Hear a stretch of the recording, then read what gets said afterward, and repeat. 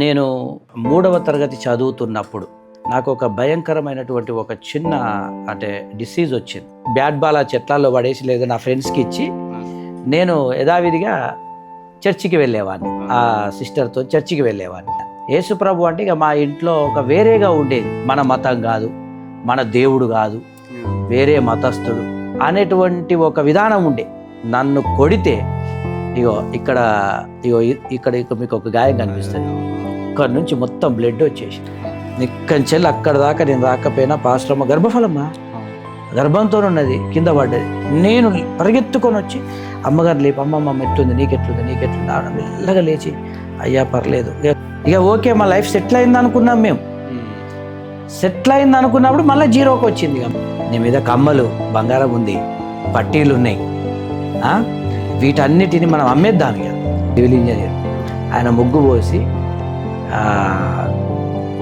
డబ్బులు ఇచ్చి ఆ ఫౌండేషన్ ఏమన్నారు, ఇక వెళ్తున్నా కొద్దీ ఈ భూమి మీద మన కోసం మనం ఏం చేసుకున్నామో పరలోకంలో లెక్కింపబడదు, కానీ ఈ భూమి మీద దేవుని కోసం ఏం చేసినామో పరలోకంలో లెక్కింపబడుతుంది. మనం ఏం చేస్తాము, ఈరోజు బతకడానికి పని చేసుకుంటాము, రేపు ఎట్లుంటుందో అని ఎల్ఐసీలు వేయించుకుంటాము, ఆరోగ్య బీమాలు వేయించుకుంటాము, టర్మ్ ఇన్సూరెన్స్ చేసుకుంటాము. ఇట్లా భవిష్యత్తు మనం చనిపోతే దేవుని దగ్గరికి పోతామా, దేవుని దగ్గర మన స్థానం పెట్టుకుంటుందని ఎవరు చూడండి. అవునవునా.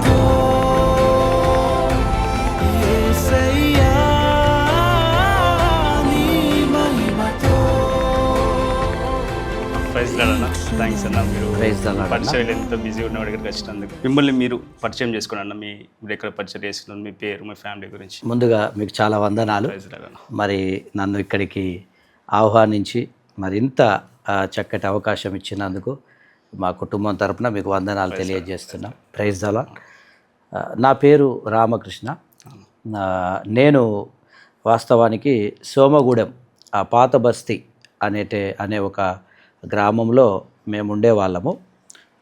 నాన్నగారు ఉద్యోగ రీత్యా సోమగూడెం పాత బస్తీ అనే గ్రామంలో ఉంటూ, తర్వాత నాన్నగారు రిటైర్ అయిన తర్వాత మళ్ళీ మేము సోమగూడెం మెయిన్ సెంటర్ సోమగూడెం భరత్ కాలనీకి వచ్చి అక్కడ ఒక చిన్న స్థలం తీసుకొని గృహాన్ని నిర్మాణం చేసుకొని అక్కడ ఉన్నాం. బాల్యం ఎట్లా గడిచిందన్నా? అంటే మీరు కన్వర్టెడ్ క్రిస్టియనా? వాస్తవానికి నేను హిందువునే. నేను 3వ తరగతి చదువుతున్నప్పుడు నాకు ఒక భయంకరమైనటువంటి ఒక చిన్న డిసీజ్ వచ్చింది. అది నాన్న చాలా హాస్పిటల్స్ తీసుకెళ్ళాడు, కానీ ఎక్కడ కూడా తగ్గలేదు. అదొక నొప్పికి సంబంధించినటువంటిది. అది ఆ నొప్పి వచ్చినప్పుడు నేను తట్టుకోలేకపోయేవాడిని. అప్పుడు నేను ఒకరోజు 3వ తరగతిలోనే చాలా తింపాడు, అంత తిరిగాము హాస్పిటల్స్ అన్నీ కూడా, కానీ ఎక్కడ కూడా నాకు స్వస్థత కాలేదు, ఎక్కడ కూడా నాకు నెమ్మది కాలేదు. ట్రీట్మెంట్ సరిగ్గా అందలేదా మరి ఎట్లనో తెలియదు, కానీ నాకు ఎక్కడ కూడా కాలేదు. ఆ టైంలో ఒక సహోదరి, నేను ఒకరోజు ఆటలు ఆడుకుంటూ వాళ్ళ ఇంటి దగ్గరికి వెళ్ళాను. అప్పుడు మా రిలేటివ్స్, మా కజిన్ సిస్టరే, మా సహోదరి ఏం చేసిందంటే, అప్పుడు ఆ నొప్పి వచ్చింది ఆమె దగ్గర. ఆ నొప్పి వచ్చినప్పుడు నేను అక్కడనే కింద పడి చాలా ఏడవడం మొదలుపెట్టా. అయ్యో మళ్ళీ నాకు ఇది వచ్చింది, ఇప్పుడు నన్ను హాస్పిటల్ తీసుకుపోయే వాళ్ళు ఎవరు ఉన్నారు అని నేను చాలా బాధపడ్డా. అప్పుడు ఆమె క్రిస్టియన్, నాకు తెలియదు. ఆమె కూడా వాళ్ళ అమ్మ నాన్నకు తెలియకుండా దేవుని మందిరానికి వెళ్ళేది, నాకు తెలియదు ఆ విషయం. అప్పుడు ఆమె ఏం చేసిందంటే ఆయిల్ తీసుకొని వచ్చి నా కోసం ప్రార్థన చేసి, అప్పుడు ఏంటో కానీ అనుకోకుండా నాకు స్వస్థత కలిగింది. నాకు నిజంగా అసలు మంచి ఆరోగ్యం కలిగింది. అప్పటి నుండి నేను, ఆ సహోదరి చెప్పింది, నాకు అసలు యేసుప్రభు అంటే ఎవరో తెలియదు, మన కుటుంబంలో కూడా తెలియదు, ఎవరికి తెలియదు. అప్పుడు నేను ఆ సహోదరిని అడిగిన, ఏంటి అంటే, మీరు క్రిస్టియనా, మీరు ప్రార్థన చేస్తే ఇట్లా అయింది కదా అని అన్నప్పుడు తను ఏం చేసిందంటే, నన్ను తమ్ముడు నువ్వు దేవుని మందిరానికి రావచ్చు, సండే స్కూల్ జరుగుతుంది అక్కడ, ఆ సండే స్కూల్లో మంచి కార్యక్రమాలు ఉంటాయి, మంచి కథల పుస్తకాలు ఉంటాయి, చాలా మంచి విషయాలు నేర్పిస్తారు అని అప్పుడు ఆ సహోదరి నన్ను సండే స్కూల్కి తీసుకెళ్ళడం ప్రారంభం చేసింది. అప్పటి నుంచి నేను చర్చికి వెళ్ళేవాడిని, కానీ నాకు రక్షణ కార్యం అనేది అయితే ఏం జరగలేదు. మీరు చిన్నగా ఉన్నప్పుడు, అంటే 3rd 4th క్లాస్లో? 3rd 4th క్లాస్లో ఉన్నప్పుడే ఇది జరిగింది నాకు. అంటే మీ పేరెంట్స్ కూడా అప్పుడు తీసుకెళ్ళారా? తీసుకెళ్ళలేదు. లేదు, కేవలం నేను ఒక్కనే చర్చికి వెళ్ళేవాడిని. మా కుటుంబంలో ఎవరికి తెలియదు. అయితే ఒకసారి ఏం జరిగిందని అంటే నేను చర్చికి కూడా ఎట్లా వెళ్ళేవాడిని అంటే ఆదివారం కదా, మనకు చర్చి ఉండేది ఆదివారం. ఆదివారం కాబట్టి నేను బ్యాట్ బాల్ పట్టుకొని గ్రౌండ్కు వెళ్ళేవాడిని. గ్రౌండ్కు వెళ్ళి ఆదివారం బ్యాట్ బాల్ ఆ చెట్లలో పడేసి లేదా నా ఫ్రెండ్స్కి ఇచ్చి నేను యథావిధిగా చర్చికి వెళ్ళేవాడిని. ఆ సిస్టర్తో చర్చికి వెళ్ళేవాడిని. ఇట్లా దగ్గర దగ్గర ఒక 2 years అమ్మ నాన్నకు తెలియకుండా వెళ్ళిన. అంత చిన్నప్పుడు పేరెంట్స్కి తెలియకుండా దగ్గర దగ్గర ఒక 6th class వరకు నేను వెళ్తూనే ఉన్నా. ఒకరోజు మా నాన్న ఏం చేసిండనంటే గ్రౌండ్కు వచ్చిండు. నా మీద ఏ పని పడ్డదో కానీ గ్రౌండ్కి వచ్చిండు. గ్రౌండ్కి వచ్చి బాబు మా కుమారుడేడి అంటే మా కొడుకేడి అని అంటే ఆ పిల్లలు నా ఫ్రెండ్స్ ఏం చెప్పారంటే అయ్యో అంకుల్ మీకు తెలీదా, మీ వాడు ప్రతి ఆదివారం మాకు బ్యాటు బాల్ ఇచ్చి చర్చికి వెళ్తాడు కదా అని అన్నారు. అన్నాక మా నాన్న అప్పటి వరకు మా నాన్నకి చర్చ్ అంటే ఏంటిదో తెలియదు. యేసుప్రభు అంటే ఇక మా ఇంట్లో ఒక వేరేగా ఉండేది. మన మతం కాదు, మన దేవుడు కాదు, వేరే మతస్థుడు, ఆయన మనకు సంబంధం లేని వ్యక్తి అనేటువంటి ఒక విధానం ఉండే. అప్పుడు నేను మధ్యాహ్నం చర్చికి వెళ్ళినా వచ్చిన తర్వాత నాన్న కూర్చొని ఉన్నాడు. ఎటు వెళ్ళినావు బాబు అని అడిగిండు. నేను అన్నా కదా, అగో డాడీ ఏంది బ్యాట్ బాల్ కనబడతలేదా, గ్రౌండ్కి వెళ్ళేసి వచ్చినా క్రికెట్ ఆడుతున్నా, అది క్రికెట్ ఆడుకొని వచ్చిన అనగానే అక్కడి నుండి లేచి వచ్చి నన్ను కొడితే ఇక్కడ మీకు ఒక గాయం కనిపిస్తుంది. ఇక్కడ నుంచి మొత్తం బ్లడ్ వచ్చేసి ఈ కన్ను పోయింది అనుకున్నది మా అమ్మ. అంతగా కొట్టిండు నన్ను, చాలా కొట్టినా కూడా ఎందుకు నమ్ముకున్నావు నువ్వు, నీకు ఎవరు చెప్పారు చర్చికి నిన్ను ఎవరు అసలు చర్చికి తీసుకెళ్ళేది, వాళ్ళు ఎవరో నాకు కావాలి, నాకు తెలియాలని చెప్పేసి ఆ సిస్టర్ని దొరకబట్టి అంటే ఆ సిస్టర్ని తెలుసుకున్నాడు ఎవరో. తెలుసుకొని ఆమెను కూడా చాలా నానా బూతులు మాట్లాడిన ఆమెను చాలా తిట్టాడు. నువ్వు చర్చికి వెళ్తే నిన్ను చంపేస్తా అని చెప్పాడు. అంత దారుణంగా నన్ను ఇబ్బంది పెట్టాడు. ఇబ్బంది పెట్టినప్పుడు నాకేందో కానీ యేసుప్రభు అంటే ఒక సంతోషం అనిపించింది, నాకు నెమ్మది అయింది. మళ్ళీ అందులో సండే స్కూల్ పర్సనే కదా నేను, ఇంకా సండే స్కూల్ పర్సనే కాబట్టి సండే స్కూల్లో నాకు ఆ కథలు, ఆ స్టోరీస్, ఎట్లుండాలి ఫ్యామిలీ, పిల్లలు ఎట్లుండాలి అనే విషయాలు, మంచి మంచి విషయాలు చెప్తున్నారు. నాకు చాలా సంతోషం అనిపించేది, అయ్యో వెళ్ళాలని అనిపించేది. అంత చిన్న వయసులో మీకు ఫ్రెండ్స్ ఉంటారు, ఆడుకుందాం రండి అది అన్నా కూడా మీరు ఎప్పుడు వెళ్ళలేదు. అంటే ఇప్పుడు స్కూల్కి వెళ్ళి వచ్చినాక ఆడుకోవడము, వేరే వేరే హాలిడేస్ వచ్చినప్పుడు ఆడుకోవడం, ఇవి ఉండే. కానీ ఆదివారం మాత్రం తప్పకుండా చర్చికి వెళ్ళేవాడిని. బుధవారం గృహకూడిక అన్నట్టు ఆ సిస్టర్తో ఇంకా వేరే కారణం చెప్పి వెళ్ళేవాడిని. సో ఇట్లా చాలా కారణాలు దొరికేటి, ఇక చెప్పడానికి ఎన్నో ఉంటాయి కదా, చాలా కారణాలు దొరికి నేను వెళ్ళేవాడిని. సో ఈ విధంగా నా బాల్యం అనేది గడిచింది. అమ్మ ఒకరోజు ఏం చేసింది కదా, నిన్ను ఇంతగానం కొట్టిండు కదా అయ్యా, నువ్వు చర్చికి వెళ్ళకు, ఎటు వెళ్ళొద్దు నువ్వు అని చెప్తే నేను మా అమ్మకి ఏం చెప్పినానంటే, అమ్మ అప్పుడు 7th class చదువుతున్నా నేను, అమ్మ నాకెందుకో చర్చికి వెళ్ళకుండా ఉండడం అంటే నాకు మంచిగా అనిపించట్లేదు, ఖచ్చితంగా నాకు వెళ్ళాలని అనిపిస్తుంది, నేను వెళ్తే నేను చంపేస్తాడు. ఇప్పుడు ఆదివారం కూడా లేదు కదా, ఇక పోవడానికి ఆప్షన్ లేదు. ఇక ఆయనకి ఎటు వెళ్ళిండంటే చర్చికి వెళ్ళిండని ఉన్నది తెలిసిపోతుంది కాబట్టి ఆప్షన్ లేదు. మరి ఎట్లా అని అంటే అప్పుడు అమ్మ ఇంట్లోనే ప్రేయర్ చేసుకుందాం, నాతో కలిసి నువ్వు కూడా ఉండమ్మా, నాన్న మారుతాడు, మన జీవితాలు మారుతాయి అని చెప్పేసి. నాన్న ఆ ఉద్యోగం చేసినప్పటికీ కూడా నాన్న చాలా డ్రింక్ చేసేవాడు, బాగా త్రాగేవాడు. ఇంట్లోకి కూడా ఏం రేషన్ అని అదని ఇదని ఏది కూడా వచ్చేది కాదు. వేరే వేరే ఆఫీసర్ వాళ్ళ ఇళ్ళల్లో అమ్మ ఇంటి పని మనిషిగా వెళ్ళి పని చేసేది. అమ్మ మాకు ఆ భోజనం అడుక్కొచ్చి పెట్టిన రోజులు ఉన్నాయి మా జీవితంలో. అంతేకాకుండా నేను కూడా ఒక హోటల్లో కూడా పని చేసిన నేను చిన్నప్పుడు. హోటల్ పని, గ్లాసులు కడగడము, టిఫిన్లు ఇవ్వడం, అది కూడా నేను చాలా చిన్నప్పుడు అది నేను చేసిన 7th class అట్లా ఉన్నప్పుడు. సో ఈ విధంగా నా జీవితం ఉన్నప్పుడు అమ్మ ఎట్లయ్యా మరి అని అంటే నేను ప్రార్థన చేసేవాడిని. అమ్మ కూడా కూర్చునేది కానీ ప్రార్థన రాదు, ఇట్లా కూర్చునేది అంతే. నేను ప్రార్థన చేసుకుంటూ ఉండేవాడిని. మా నాన్న ఎప్పుడు ఇంటికి వచ్చినా కూడా కొద్దిగా తాగి వచ్చేటోడు కదా, అరుచుకుంటూ వచ్చేటోడు. ఓకే. వదిలేటోడు బాగా. అవును. మాకు తెలిసిపోతుంది, అప్పుడు తలుపు డోరు తీసేవాళ్ళం, అందరం చక్కగా కూర్చునేవాళ్ళం. అట్లా జరిగేది కుటుంబ పరిస్థితి. లాస్ట్కి ఏమైందంటే ఒకరోజు మేము ప్రేయర్ చేసుకుంటున్నా, మా నాన్న నిశ్శబ్దంగా వచ్చిండు, డోర్ మెల్లగా తీసాడు, కూర్చున్నాడు. నాన్న కూర్చున్నాడు. ఎప్పుడు వచ్చిండు అనేది మాకు తెలీదు. ఓకే. అయితే నేను ప్రార్థన చేస్తున్నా, అసలు భారంగా ప్రార్థన చేస్తున్నా, అమ్మ కూడా కళ్ళు మూసుకున్నది, నేను ప్రార్థన చేస్తున్నా. ఆమేన్ అని అన్న అనేసరికి ముందున్నాడు. ఇక ఆయనను చూసినప్పుడు పెద్ద పులిని చూసినట్టు అనిపించింది నాకు. అయిపోయింది నా పని. జస్ట్ చర్చికి పోతానంటేనే ఈ గాయం అయింది. ఇక ఇప్పుడు నేను ప్రార్థనే చేసుకుంటా అంటే ఇంట్లో ప్లస్ అమ్మ కూడా చేసుకుంటా అనకే ఇంకెట్లుంటుందో నా పరిస్థితి అంటే ఆ ప్రార్థన విన్నాడు. ఆ ప్రార్థనలో మా నాన్న గమనించిండు. ఎప్పుడు వచ్చి ఆయన కూర్చున్నాడో నాకు తెలియదు కదా. దేవా మా నాన్నను మార్చు, మా నాన్న త్రాగుడు విధానం నుంచి మార్చు, మా నాన్నను మంచిగా చేయి అని ఈ ప్రార్థనలు విన్నాడు నాన్న.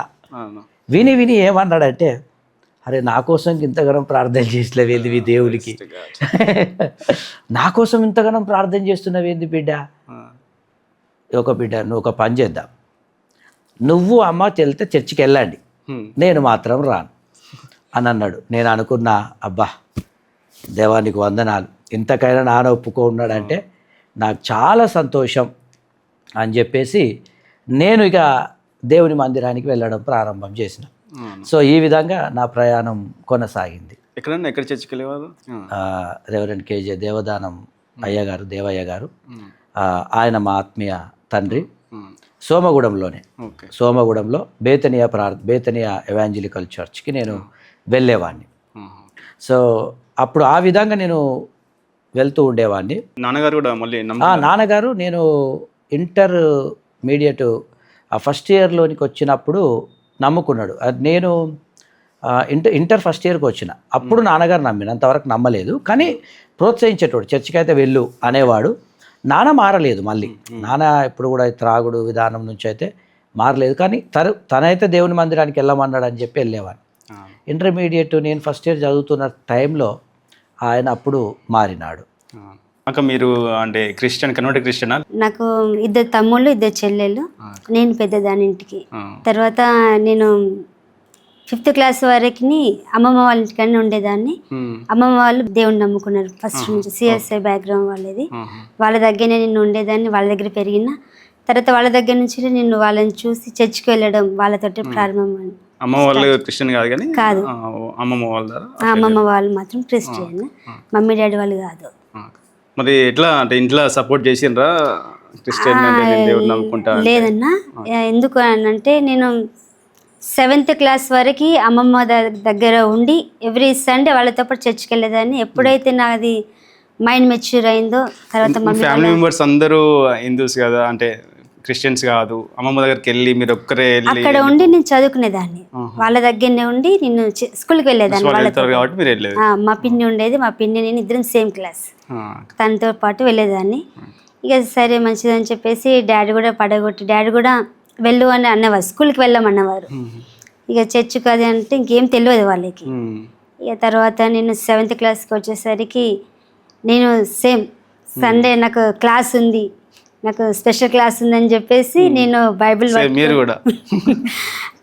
పట్టుకొని వెళ్ళేదాన్ని. మమ్మీకి చెప్పేదాన్ని, మమ్మీ నేను మాత్రమే చర్చికి వెళ్తున్నా, ఇంకా డాడీ దాకా అయితే తీసుకెళ్ళకు అని చెప్పేసి మమ్మీకి చెప్పేసింది. చెప్తే సరే మంచిదని మమ్మీ సపోర్ట్ ఉండేది నాకు. మమ్మీ సపోర్ట్ తోటి నేను చర్చికి వెళ్ళాను. ఆ తర్వాత అట్లా వెళ్తూ వెళ్తూ నా 1 ఇయర్ అంతే, ఇంకా 1 ఇయర్ లోపు ఇక డాడీ సేమ్ ఇంకా అయ్యగారికి అయితే ఏ విధంగా అయితే ఇదైపోయారో అట్లా వచ్చేసరికి మా పాప ఏదనంటే, మీకు తెలియదా అంకుల్ ఎవ్రీ సండే తను చర్చికి వెళ్ళేది, మాతో క్లాస్ ఉందని చెప్పేసి వెళ్ళేదాన్ని, ఇంట్లో క్లాస్ ఉందని చెప్పేదాన్ని, తర్వాత చర్చికి వెళ్ళేదాన్ని అన్నప్పుడు ఒక సండే ఇంకా చర్చికి ఇంకా వెళ్ళలేదా అని అడిగారు సడన్గా డాడీ. చర్చికి వెళ్ళలేదని అన్నప్పుడు డాడీ మీకెట్లా తెలిసింది అని నేను ఇంకా భయపడుతుండేదాన్ని. అప్పుడు కూడా డాడీ చాలా కొట్టేవారు. అసలు ఎందుకు నువ్వు నమ్ముకున్నావు ఈ దేవుణ్ణి, నేను ఎవరు నమ్ముకోమని చెప్పిండ్రు, అసలు నీకు ఎవరు చెప్పిండ్రు ఈ విషయం, మీ అమ్మమ్మన్నా మీ తాతనా అని చెప్పేసి ఇక డాడీ మమ్మీతో కొంత ఘర్షణలోనికి వచ్చినప్పుడు, లేదు నేను నా సొంతగా నమ్ముకున్నాను, నాకు ఎవ్వరు కూడా చెప్పలేదు, నాకు వెళ్ళాలని ఆశ ఉంది కాబట్టి నేను వెళ్ళినా, అని డాడీతో నేను రుడిగా అనేదాన్ని. అన్నప్పుడు కూడా ఇక సరే మంచిది అనేసి వదిలిపెట్టలేదు. అయినా నేను నా యొక్క ధైర్యాన్ని నేను కోల్పోలేదు. నిలబడ్డాను దేవుని కొరకు. నేను కంపల్సరీ దేవుని నమ్ముకుంటా, మరి నాకు మీతో సంబంధం లేదన్న వాదనకి నేను వచ్చేసాను. మీరు ఎట్లా ఆకర్షించబడ్డారు క్రిస్టియన్లోకి? అంటే ఏమన్నా చూసినరా లేకపోతే? సేసే చర్చికి వెళ్ళినప్పుడు బ్రదర్, మా ఫాదర్స్ నిల్చుంటారు కదా ఆల్నెట్ మీద వాటర్ పైన నిల్చున్నప్పుడు వాళ్ళు ప్రభు బలి ఇస్తుంటున్నప్పుడు ఈ యొక్క శరీరము ఈ రక్తము నీకోసం చిందించింది అన్న ఒక మాటతోటి, అంటే యేసు ప్రభు నా కోసం రక్తాన్ని తన శరీరాన్ని నా కోసం ఇచ్చినాడు అన్న ఒక మాటకి నేను దేవునికి ఆ విధమైన రక్షణ నాకు అక్కడ వచ్చింది. అట్లాగా నేను దేవుని నమ్ముకోవడం అనేది జరిగింది. ఫ్యామిలీ మళ్ళీ నమ్ముకున్నారా? ఫ్యామిలీ తర్వాత మళ్ళీ ఫ్యామిలీ వాళ్ళు మా ఇంట్లో ఒక పెద్ద శోధన వచ్చింది. ఆ శోధన ద్వారా తమ్మునికి చేతబడి చేశారు. దాని ద్వారా మేము తమ్మునితోటి మేము రక్షణలోనికి వచ్చినాము. అంతకన్నా ముందు దేవుని సొంత రక్షకుడిగా నేను ఎన్నుకున్నాను. ఆ తర్వాత నా కుటుంబం అంతా కూడా రక్షణలోనికి వచ్చింది. బాధపడ్డారా రానప్పుడు? చాలా బాధపడ్డా, ఏడ్చిన, ప్రార్థన కూడా చేసుకున్నాను. నేను నా కుటుంబం కూడా రక్షణలోనికి రావాలి అనేది చాలా నేను వేదన చెందిన. ఆ సమయంలో కూడా దేవుడు ఒక వాక్యం ద్వారా దర్శించింది. ఏంటనంటే, తల్లి ఏ విధంగానైతే ప్రసవిస్తుందో నేను మీ కొరకు నేను ఆ విధమైన ప్రసన్న వేదన పడుతున్నాను అని దేవుడు మాట్లాడినప్పుడు నేను కూడా నా కుటుంబం కూడా రావాలి కదా అని అంత వేదనతోటి ఉన్నాను. అప్పుడు దేవుడు అనుకోకుండా ఒక ముళ్ళుని నా ఇంట్లో తమ్మునికి పెట్టినప్పుడు సంపూర్ణమైన రక్షణకి వచ్చినప్పుడు నేను చాలా హ్యాపీగా, దేవుడా ఈ ముళ్ళు నా కుటుంబంలో రాకపోతే నా కుటుంబం మొత్తం కూడా రక్షణలోనికి రాకపోవును కదా, నన్ను కాదు నా కుటుంబం అంతటిని కూడా నువ్వు ఎన్నుకున్నావు అని దేవునికి నేను వందనాలు చెప్పినాను. యవ్వన కాలంలో ఎట్లుండేది? శోధనల నుంచి ఎట్లా తప్పించుకొని దేవుని సన్నిధికి వెళ్ళేవాళ్ళు? యవ్వన కాలంలో అంటే మా ఫ్రెండ్స్ ఉండేవారు. నాకు ఇంకొక ఫ్రెండ్ బిందు అనే ఫ్రెండ్ నాతో ఉండేది. తను హిందూ. అయితే మేమిద్దరం చాలా క్లోజ్ ఫ్రెండ్స్. వెళ్తున్నప్పుడు మేము క్లాస్ కని చెప్పి తనకు చెప్పేదాన్ని, ఒకవేళ మా మమ్మీ డాడీ ఎవరైనా వస్తే క్లాస్లోనే ఉంది అని చెప్పు, చర్చికి వెళ్ళినని చెప్పకు అనేసి తను నాకు సహకరించేది. నా ఫ్రెండ్ నాకు సహకరించేది. అప్పుడు అట్లా మా యొక్క జర్నీ అనేది స్టార్ట్. దేవునిలోనికి చక్కగా వెళ్ళినాం. శోధనలు వచ్చినప్పుడు అన్న మా ఇంటి దగ్గర ఒక అంకుల్ ఉండేవారు. మేము ముగ్గురం కుమార్తెలం కదా. అయితే మమ్మల్ని అనేవారు, నీకు ముగ్గురు కుమార్తెలు కదా, ఒకనేమో హైందవునికి ఇయ్యు, ఒకనికేమో ముస్లింకి ఇయ్యు, ఒకనేమో ఇట్లా దేవునికి ఇయ్యు అని చెప్పేవారు. అట్లా ఆ మాటలు నాకు వినపడ్డప్పుడు మా డాడీ ఇంట్లోకి వచ్చి, చూడు నన్ను ఇట్లా అంటున్నారు, నన్ను అనేవారు డాడీ, నువ్వు చేయబట్టే ఇట్లా అంటున్నారు, నేను ఇట్లా ఇయ్యాలా, నేను ఇట్లా, మీ చెల్లెల్ని కూడా నిన్ను అనక మీ చెల్లెల్ని కూడా అంటున్నారు అని చెప్పి నిన్ను బట్టి మమ్మల్ని కూడా అంటున్నారు, ఇట్లా అంటున్నారు అని చెప్పేసి డాడీ నాతోటి కొంచెం బాధల్లో ఉండేవారు. అయినప్పటికీ కూడా నేను దేవుని, మీరు ఎన్ని అన్నా ఎవరు ఎన్ని అన్నా కూడా డాడీ నేను దేవుని విడిచేది లేదు, దేవుని నేను పట్టుకొనే ఉంటా, ఎవరెన్నన్నా అనుకోని నేను పట్టించుకోను, నా దేవుడు గొప్పోడని నేను మా డాడీతో రెడీగా నేను అనేదాన్ని. అలాగా కొన్ని సందర్భాల్లో మేము కొంత ఆ యొక్క బాధ నుంచి కూడా నేను బయటపడ్డ స్థితిలో కూడా ఉన్నవి. అందరు ఫ్యామిలీ మొత్తం నాన్న అమ్మ అందరు నమ్ముకున్నారు. మీ యవ్వన జీవితంలో మీరు క్రిస్టియన్గానే ప్రాపర్గా దేవుని నమ్ముకొని చర్చికి వెళ్ళేవారు కదా, ఏమైనా శోధనలు వచ్చేటి యవ్వన కాలంలో ఉన్నప్పుడు? చర్చికి వెళ్ళేవారు, ఈ లోక సంబంధితమైన కార్యాల చేత, మీ ఫ్రెండ్స్ చేత, మీ స్కూల్కి వెళ్ళినప్పుడు, కాలేజీకి వెళ్ళినప్పుడు ఏదన్నా ఉంటాయి కదా మనం లోకంలో, అప్పుడు మీరు ఎట్లా దాన్ని ముందుకెళ్ళేవారు దేవుళ్ళు? నాకున్న ఫ్రెండ్స్ చాలా డేంజరస్ ఫ్రెండ్స్ ఉండే. అంటే చాలా, మేము 9th నుంచి తాగే ఫ్రెండ్స్ ఉన్నారు నాకు. 10th క్లాస్కి వచ్చేటప్పుడు చాలా తాగే ఫ్రెండ్స్ ఉన్నారు. ఎందుకంటే మొత్తం నా ఫ్రెండ్స్ సర్కిల్ అంతా వాళ్ళే ఉండే. కానీ నాకెందుకో బ్రదర్, వాస్తవంగా నేను దైవ భయం నాకు చాలా ఉండేది. నేను చాలా భయపడేవాడిని. నేను ఎప్పుడు కూడా బ్యాడ్ హ్యాబిట్స్ లేకుండే నాకు. వాళ్ళు సినిమా టాకీస్లో వెళ్ళేవాళ్ళు. బెల్లంపిల్ల సినిమా టాకీస్ ఉండే, నా పేరు మీదే ఉండదు, రామకృష్ణ థియేటర్ అని ఒకటి ఉంది. అయితే వాళ్ళు అటు వెళ్ళేవాళ్ళు, నేను స్ట్రైట్గా మా అక్కోళ్ళ ఇంటికి వెళ్ళి కానీ అటు వెళ్ళేవాడిని. నేను ఎప్పుడు కూడా బ్యాడ్ హ్యాబిట్స్ నేర్చుకోలేదు. మీ ఫ్రెండ్స్ అందరికంటే మీరు భిన్నంగా ఉండేటోళ్ళు కదా, భిన్నంగా. వారు మిమ్మల్ని ఏమనేటోళ్ళు అంటే అరే ఇంత మంచిగా ఉంటాను అనేటోళ్ళ, నువ్వు డిఫరెంట్గా ఉండవు ఏందనేటోళ్ళ? నా ఫ్రెండ్స్ ఇక నేను చర్చికి వెళ్ళేవాడిని కదా, వాళ్ళు నాకైతే ఒక పేరు ఏంటిది అన్నట్టు, ఓ ప్రభు వస్తున్నారా, ఓ దేవుని బిడ్డ వస్తున్నారా అని చెప్పేసి ఈ విధంగా నన్ను అనేవాళ్ళు. నాకు ఎప్పుడు కూడా అంటే త్రాగడమే కానీ, ఈ బ్రాండీ ఏస్ కానీ, లేకపోతే సిగరెట్లు కానీ, మళ్ళా అమ్మాయిల విషయాలు కానీ, ఇవి కూడా నాకు ఎందుకో కానీ వీటి జోలికి నేను పోలేదు. కారణం ఏంటిదంటే కేవలం నాకు దేవుని వాక్యం బాగా అర్థమయ్యేది. కొంత నేను భయపడేటోడిని అసలు. అట్లా ఆ వాక్యం బోధించే వాళ్ళు దైవజనులు అట్లా నేను చాలా భయపడేవాడిని, నేను అట్లుండేవాడిని. కానీ నా జీవితంలో ఏంటంటే రక్షణ కార్యం నాకు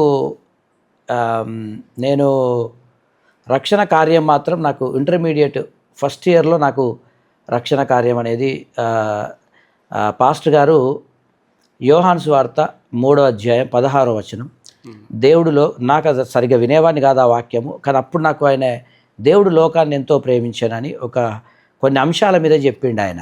ఎట్లా అనంటే దేవుడు లోకాన్ని ఎలా ప్రేమించాడు, ఎంతగా ప్రేమించాడు, ఎందుకు ప్రేమించాడు అనే దాని మీద చెప్పినప్పుడు అసలు దేవుడు ఈ లోకాన్ని ఇంతగా ప్రేమించాడా, మన కోసం ఈ లోకానికి వచ్చి మరణించి తిరిగి లేచాడా, ఇంత గొప్ప దేవుడా. నేను అప్పటిదాకా ఆనవాయితీగా వెళ్ళేవాడిని, దేవుడు అంటే ఇష్టం నాకు, అంటే అన్నిటికంటే ఈ దేవుడు అంటే ఇష్టం. కానీ అప్పుడు నా జీవితంలో పాస్టర్ గారి దగ్గరికి వెళ్ళి, పాస్టర్ గారు నేను యేసు ప్రభును నాకు చాలా ఇష్టం, నేను సొంత రక్షకునిగా అంగీకరిస్తున్నా అని అన్నప్పుడు, నేను ఇంటర్మీడియట్ ఫస్ట్ ఇయర్లో ఉన్నప్పుడు నేను బ్యాప్తిజమం తీసుకున్నాను.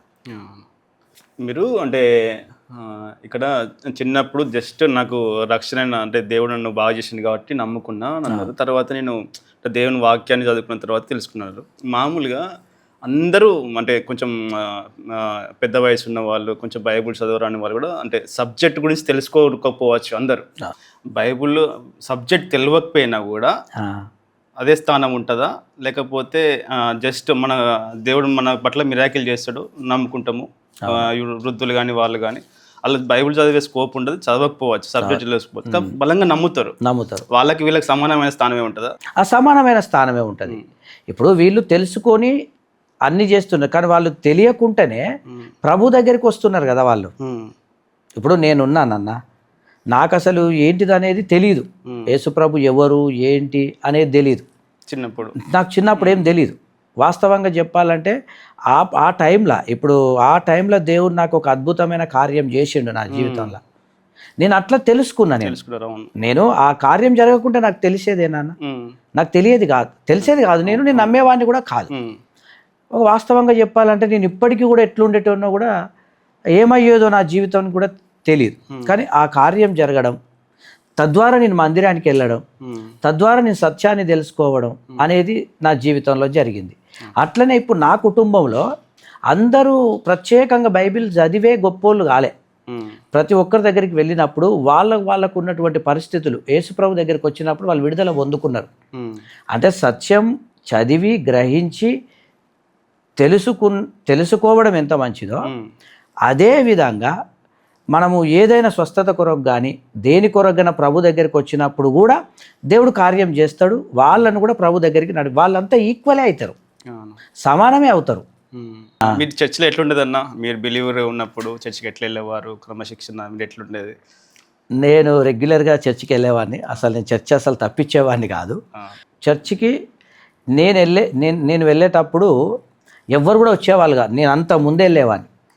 అంత ముందెళ్ళి నేను అక్కడ ఉన్నటువంటి పరిచర్య చిన్నప్పటి నుంచి, నేను చెప్పేది చిన్నప్పటి నుండి నేను ఆ పరిచర్య చేసేవాడిని. నేను పరిచర్య చేసేవాడిని. నేను చర్చిలో చాలా అంటే దేవుని పరంగా పాటలు పాడుతూ నేను చాలా ఎంజాయ్ చేసేవాడిని. అందరూ మా ఫ్రెండ్స్ ప్రభు వస్తాడు, దేవుడు వస్తాడు అంటే మీరు ఫీల్ అయ్యేటోళ్ళ, ఏమన్నా షైగా ఫీల్ అయ్యేటోర్రా? అంటే స్టార్టింగ్లో ఏంద్రా నన్ను పాస్టర్ అంటున్నారు, ప్రభు అంటున్నారు, ఏంటి ఇది అని అనేవాడిని. ఇక వాళ్ళ మాట నెరవేరిందేమో అనిపిస్తుంది. నేను దేవుని సేవకి ఎలా వచ్చాను అంటే, ఇది నా జీవితంలో అంటే అన్నీ ఇంపార్టెంట్, ఇది చాలా ఇంపార్టెంట్ బ్రదర్. నేను ఇంటర్ సెకండ్ ఇయర్ చదువుతున్నప్పుడు మా నాన్నగారు సిక్ అయ్యాడు, అప్పటికి అనారోగ్యం అయ్యాడు. కానీ జనవరి 17 తారీఖు మా నాన్నగారు 2003వ సంవత్సరంలో నాన్నగారు చనిపోయారు. అట్లా నమ్ముకుంటాను దేవుణ్ణి మళ్ళీ చర్చికి వచ్చేవారు లాస్ట్ మూమెంట్లో, చాలా లాస్ట్ మూమెంట్లో, జస్ట్ బిఫోర్ 6 months ముందు అంతే వచ్చేవాడు. మెల్లిమెల్లిగా వచ్చేవాడు, కూర్చునేవాడు, ప్రేయర్ చేసుకునేవాడు, వెళ్ళిపోయాడు. కానీ యేసుప్రభుని అంగీకరించే తను ప్రభు నందు నిద్రించాడు. అయితే 2003లో నాన్నగారు చనిపోయిన తర్వాత చాలామంది ప్రజలు వచ్చారు నన్ను ప్రేమించి. చాలామంది నాన్నగారు చనిపోయినప్పుడు పాస్టర్స్ అందరు వచ్చారు. అందరు వచ్చి నన్ను ఆదరిస్తూ ఒక మాట అనేవాళ్ళు, బ్రదర్. ఏంటంటే నేను చాలా ఏడ్చేవాడిని. నేను ఇంకా చదువుతున్నా కదా, నేను చాలా ఏడుస్తున్న సమయంలో అందరూ వచ్చి, అయ్యా నువ్వు ఏడవకు, నువ్వు ధైర్యంగా ఉండు, నువ్వే అమ్మను పోషించాలి, నువ్వే అక్కను పోషించాలి. అక్క కూడా అప్పుడు మాతోనే ఉండే, ఆ అక్క కొద్దిగా ఒక కారణం చేత, నువ్వే అక్కను పోషించాలి, నువ్వే అమ్మని పోషించాలి అని అంటే, అప్పుడు నేను ఏం పని చేసేవాడిని? చదువుకునేవాడిని కదా. నేనేం పోషించాలి, అసలు నేనేంటి? నాన్న సంపాదించిన ఆస్తులు అంతస్తులు ఏదీ లేదు మనకి, అసలు ఏంటి అసలు ఇదంతా అని నేను చాలా డిసప్పాయింట్ అయ్యేవాడిని. కుటుంబం అంతా చాలా కష్టంగా గడిచేది. నాన్న చనిపోయినాక ఒక 6 months అంటే 5 months అనుకుంటా, 5 months అయింది. అయినప్పుడు ఇంట్లో చాలా కష్టాలు వచ్చినాయి, అన్ని విషయాలలో కష్టాలు వచ్చినాయి. నేను అప్పుడు కొద్దిగా ఒక దేవుని మందిరానికి వెళ్ళేవాడిని, కానీ ఆ ప్రార్థన కొద్దిగా సన్నగిల్లిన. మళ్ళీ అప్పటిదాకా మంచిగా ఉండి కొద్దిగా సన్నగిల్లిన. నేను కొద్దిగా కుంటుపడ్డా ప్రార్థనలో కానీ అన్ని విషయాల్లో కొద్దిగా కుంటుపడ్డాను. ఆ చీకటి శక్తి ఏదోగా నా మీద వచ్చిందో ఎట్లయిందో ఏమో తెలియదు, కానీ 5 months తర్వాత నేను ఒక పాయిజన్ బాటిల్ తెచ్చుకున్నా, చచ్చిపోదామని.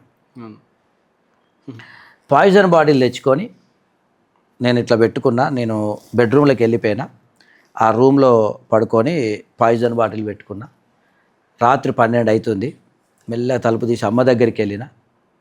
అమ్మ దగ్గరికి వెళ్ళి అమ్మ పాదాలు అంటే టచ్ చేయకుండా, లేస్తుంది కదా మళ్ళీ, అని టచ్ చేయకుండా నేను ఇట్లా, అమ్మ ఇక నేను పోతున్నా, నాన్న దగ్గరికి పోతున్నా, నేను బ్రతకను అని చెప్పి అమ్మ పాదాలు అట్లా చేసుకొని లోనికి వెళ్ళి, నేను ఇక పాయిజన్ బాటిల్ తాగి ఇక నేను చచ్చిపోతా, ఈరోజు రాత్రి నా ఆఖరి రోజు అని అనుకుంటున్నా ఇట్లా నేను కళ్ళు మూసుకున్నా, బ్రదర్.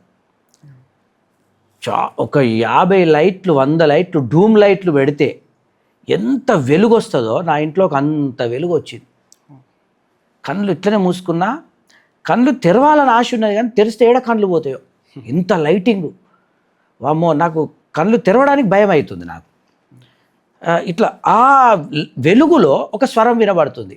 ఇర్మియా గ్రంథం 1వ అధ్యాయం 4 నుంచి 10 వచనాలు చదువు అని అంటున్నాడు ఆయన. ఎవరో 4 నుంచి 10 వచనాలు చదువు, ఇర్మియా గ్రంథం 1వ అధ్యాయం 4 నుంచి 10 వచనాలు చదువు అని అంటున్నారు.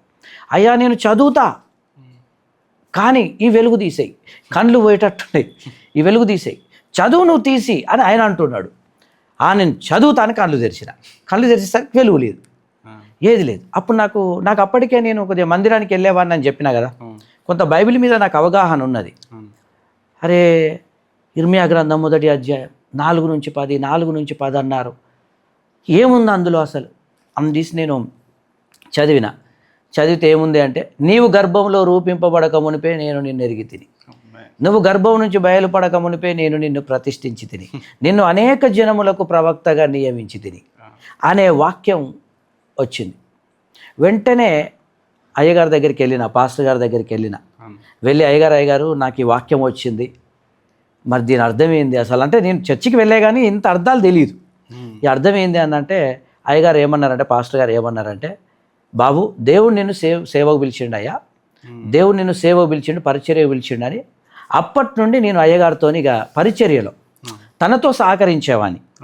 అయ్యగారు ఎటన్నా ప్రార్థనలకు వెళ్ళినప్పుడు తనతో వెళ్ళడము, తనతో నేను కొనసాగడం అన్ని విషయాలలో. ఇక ముందుండి నేను ఇది చేసేవాడిని. చేసి అప్పుడు నేను 2003లోనే లాస్ట్లో నేను బైబిల్ ట్రైనింగ్కు వెళ్ళి 2005లో నేను బైబిల్ ట్రైనింగ్ని ముగించుకొని రావడం జరిగింది. దేవుడు నన్ను అంటే ఆ విధంగా నేను పరిచర్యలకు అంటే దేవుని సేవలోనికి వచ్చిన. బైబిల్ ట్రైనింగ్ చేస్తాను నేను, పాస్టర్ అవుతా, దేవుని సేవ చేస్తా అన్నప్పుడు అమ్మ ఇంట్లో వాళ్ళు ఏమన్నారు? సహకారం ఎట్లుండేది? సహకారము అమ్మ అంటే నాకు చిన్నప్పటి నుంచి అమ్మకు నా సాక్ష్యం చెప్పిన, అమ్మ పోషణకైనా ఇప్పుడు అయ్యో నువ్వు బైబిల్ ట్రైనింగ్కి వెళ్తే మా పోషణ ఏంటి, నువ్వేదో ఒక పని చేసి మమ్మల్ని బ్రతికిస్తావని, ఏదో కూలి పని చేసైనా మమ్మల్ని బ్రతికిస్తావని అనుకున్నావు, కానీ నువ్వేంటి ఇట్లా వెళ్ళిపోతున్నావు ఏంది అని అమ్మ చాలా బాధపడ్డా. అప్పటిదాకా నేను ఇంట్లో పెరిగిన వ్యక్తిని కాబట్టి ట్రైనింగ్కి వెళ్తున్నానంటే బాధపడ్డారు. అయినా కూడా నేను ఇక లేదమ్మా నన్ను ప్రభు పరిచర్యకు పిలిచాడు, నేను ఖచ్చితంగా నేను ట్రైనింగ్కి వెళ్తానని అమ్మను ఒప్పించి అమ్మను అక్క వాళ్ళకి అప్పచెప్పి, అప్పుడు నాన్న లేడు కాబట్టి అక్క పెద్దక్క బావ వాళ్ళు ఉండే, వాళ్ళకి అమ్మను అప్పచెప్పి మీరు చూసుకోండి అమ్మని, నా పరిస్థితి లేదు నా మీరు చూసుకోండి, నేను మాత్రం తర్ఫీదు తీసుకొని వస్తా అని చెప్పేసి నేను ట్రైనింగ్ చేసి వచ్చిన. ఎట్లుండేది అన్న ట్రైనింగ్లో పరిస్థితులన్నీ? ట్రైనింగ్లో అసలు ట్రైనింగ్ అంటే ఇక ట్రైనింగ్ లానే ఉండే. ట్రైనింగ్ అంటే శిక్షణ కదా, ట్రైనింగ్ అంటే కొద్దిగా శిక్ష అనేది కూడా ఉండేది కాబట్టి ఖచ్చితంగా చాలా నన్ను ఉదయం మా డైరెక్టర్ సార్ 4 గంటలకు లేపేవాడు, ప్రార్థన ఉండేది, మాన్యువల్ వర్క్ అని ఉండేది. అంటే చాలా అద్భుత రీతిగా నేను ట్రైనింగ్ చేసుకొని మళ్ళీ బైబిల్ ట్రైనింగ్లో కూడా నేను అంటే ప్రతి సబ్జెక్ట్లో కూడా మంచి మార్కులు నేను సంపాదించి, నాకు ఆశ అంటే నేను ఇక్కడ కొద్దిగా ఆ వాక్యంలో పెరిగిన కాబట్టి అక్కడికి వెళ్ళినప్పుడు వాళ్ళు నన్ను పరిచర్యలో కూడా వాడుకున్నారు. అప్పుడప్పుడు మెసేజ్ చేయడం, మంచి మంచి టీచర్స్ వచ్చారు బ్రదర్, మంచి మంచి టీచర్స్ వచ్చి ప్రతి సబ్జెక్టుని బోధించారు. చాలా చక్కగా జరిగింది ట్రైనింగ్. అయితే దేవుని కృపను బట్టి అద్భుతంగా ముగించుకున్నా. దేవుడు మంచి ట్రైనింగ్ ఇచ్చాడు నాకు. దేవుని పిలుపుంటేనే ట్రైనింగ్ చేయాలన్నా ఎవరైనా చేయొచ్చా? బైబిల్ గురించి తెలుసుకోవడానికి అయితే ట్రైనింగ్ వెళ్ళొచ్చు, ఎవరైనా వెళ్ళొచ్చు. అంటే నేను బైబిల్ కోసం తెలుసుకోవాలి, మీరు కూడా వెళ్ళొచ్చు అన్న. అంటే నాకు బైబిల్ అంటే తెలియాలన్నా ఒక 6 months వెళ్ళొచ్చు, మీరు కూడా ఒక 1 year వెళ్ళొచ్చు. కానీ దేవుని సేవ చేయాలంటే మాత్రం ఖచ్చితంగా పిలుపు ఉండాలి, పిలుపుకు తగ్గట్టుగా కొంత ట్రైనింగ్ ఉండాలి. కంపల్సరీ బైబిల్ ట్రైనింగ్ అనేది ఉండాలి. అంటే దీంట్లో మనం కొంతమంది పిలుపు ఉంటే చాలు ఏది అవసరం లేదు అని అనుకుంటున్నాం, కానీ బైబిల్ మీద మన కనీస అవగాహన, పరిశుద్ధ గ్రంథం మీద మనం కనీస అవగాహన లేకుండా మనం ప్రజలకు బోధిస్తున్నాం. దేవుడు మనల్ని ఎలా వాడుకుంటాడో తెలియదు, ఎన్ని 100 మందికి మనం బోధిస్తామో తెలియదు. కనీస అవగాహన ఉండడానికి మాత్రం మనకు బైబిల్ ట్రైనింగ్ అవసరం. అంటే నువ్వు పిలుపుంది, నువ్వు అనేక ప్రజల దగ్గరికి వెళ్తున్నావు కాబట్టి. ఇక లేదు అంటే నీకు బైబిల్ కోసమే తెలుసుకోవాలనుకుంటే ట్రైనింగ్ కూడా చేస్తే చేయొచ్చు. తెలుసుకోవాలనుకుంటే ట్రైనింగ్ వెళ్ళాల్సిన పని లేదు. మీరున్నారు ఒక మంచి చర్చికి అటెండ్ అయితే అక్కడ కూడా తర్ఫీదు క్లాసులు పెట్టవచ్చు, బైబిల్ గురించి తెలుసుకోవచ్చు. ట్రైనింగ్ అయిపోయినాక వివాహం అయిందన్న? నాకు ట్రైనింగ్ అయింది, ఇంటికి వచ్చిన నేను ధర్మారావుపేటలో నేను దేవుని సేవ మా అయ్యగారితో కలిసి, మా పాస్టర్ గారితో కలిసి ధర్మారావు మీరు ఎక్కడైతే బిలీవర్ ఉన్నానో అక్కడ ఇంతకుముందు చెప్పాను కదా, ఆ అంకుల్ దగ్గరే ఉండి, అంకుల్కి ధర్మారావుపేటలో సంఘం ఉంది, ఆ సంఘంలో వారు నన్ను పాస్టర్గా పెట్టారు. పాస్టర్గా పెట్టి మీరు కొద్దిగా సేవలో ఉండండి అని చెప్పారు. అప్పుడు ఒంటరిగా ఉండడం, ఖచ్చితంగా వివాహం కావాలి అని చెప్పేసి అప్పుడు 2006లో నాకు వివాహం జరిగింది, జనవరి 23. వివాహం విషయంలో యవనస్తులకు కొంచెం డౌట్ ఉంటుంది. మీరు ఎట్లా తెలుసుకున్నారన్న దేవుని చిత్తాన్ని ఎట్లా తెలుసుకున్నారు మ్యారేజ్ విషయంలో? వివాహం విషయంలో నేను బైబిల్ ట్రైనింగ్ చేసి వచ్చిన తర్వాత వివాహం చేయాలి అని చెప్పేసి కుటుంబంలో కూడా ఇక వివాహం చేద్దాము, ఎట్లా దేవుని సేవలో ఉన్నాడు, పరిచర్యలో ఉన్నాడు కదా అని చెప్పేసి వారు అందరు కూడా ఒక సంబంధాన్ని చూస్తున్నారు. సంబంధం చూస్తున్నప్పుడు నేను ఏది కూడా దేవుని మీద ఆధారపడ్డా. నేను ప్రార్థన చేసుకునేవాడిని, ఏమనంటే ప్రభువా నాకు సేవకు సహకరించే అమ్మాయిని నువ్వు నాకు భార్యగా ఇవ్వండి అని చెప్పేసి నేను వాస్తవంగా నా వివాహం కొరకు, భార్య కొరకు నేను ఉపవాసం ఉండి ప్రార్థన చేసిన, ఫాస్టింగ్ ఉండి ప్రార్థన చేసిన. ఎందుకంటే ఖచ్చితంగా నాకు సేవకు సహకరించే అమ్మాయిని నాకు భార్యగా ఇవ్వండి అని నేను ప్రార్థన చేసినప్పుడు నాకు ఒక పాస్టర్ గారు, అంటే బెల్లంపల్లి ప్రాంతంలో సేవ చేస్తున్నటువంటి పాస్టర్ గారు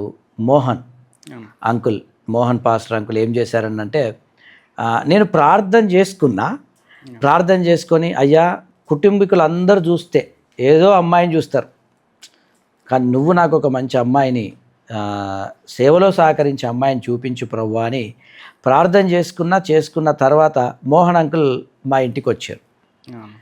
వచ్చిన తర్వాత మా కుటుంబ సభ్యులు ఉండి, అయ్యా రామకృష్ణకి వివాహం చేయాలి, మరి ఎట్లా ఒక అమ్మాయి అయితే బాగుండేది, వివాహం చేయాలి అదేనంటే, ఆ అంకుల్ అప్పుడు వెంటనే ఏం చేసిర్రంటే, ఆ పాస్టర్ గారు ఏం చేసిర్రంటే, అయ్యా సేవ మీద ఆసక్తి ఉన్నటువంటి ఒక అమ్మాయి ఇంతకు ముందే వాళ్ళు నాకు ఫోటో ఇచ్చారు వాళ్ళు చెప్పాడు. నేను అనుకున్నా, ఇది దేవుని చిత్తం ఇట్లనే ఉందేమో అని చెప్పేసి నేను అనుకోని దేవా చాలా సంతోషం అని తనను చూడడానికి ఇక నేను లేట్ ఏం చేయలేదు. మేము అయ్యా మేము ఒక 2-3 రోజులు ఆగి వస్తాం, ఆ కుటుంబానికి ఇన్ఫర్మేషన్ ఇవ్వండి అని చెప్పేసి ఆ ఫోటో చూపించినప్పుడు నేను ఏది కూడా చూడలేదు, డైరెక్ట్ వెళ్ళి అమ్మాయిని చూద్దాము అని చెప్పేసి వెళ్ళి అప్పుడు పాస్టర్ అమ్మ పాస్టర్ అమ్మ దగ్గరికి ఆమెను చూడడానికి అప్పుడు వెళ్ళాము. చూసినప్పుడు నేను ఒకటే అడిగాను, తనను కూడా డైరెక్ట్గా అడిగాను, నేను దేవుని సేవలో ఉన్నాను, మరి నన్ను వివాహం చేసుకోవాలంటే సేవ చేయాలా, సో నాకు వేరే ఉద్యోగం లేదు, మరి సేవలో ఎన్నో ప్రాబ్లమ్స్ ఉంటాయి అని అన్నప్పుడు తను కూడా ఒక మంచి సాక్ష్యం చెప్పింది. వివాహ విషయం కోసం ఎట్లా ప్రార్థించారు, ఎట్లా కనిపెట్టిరక?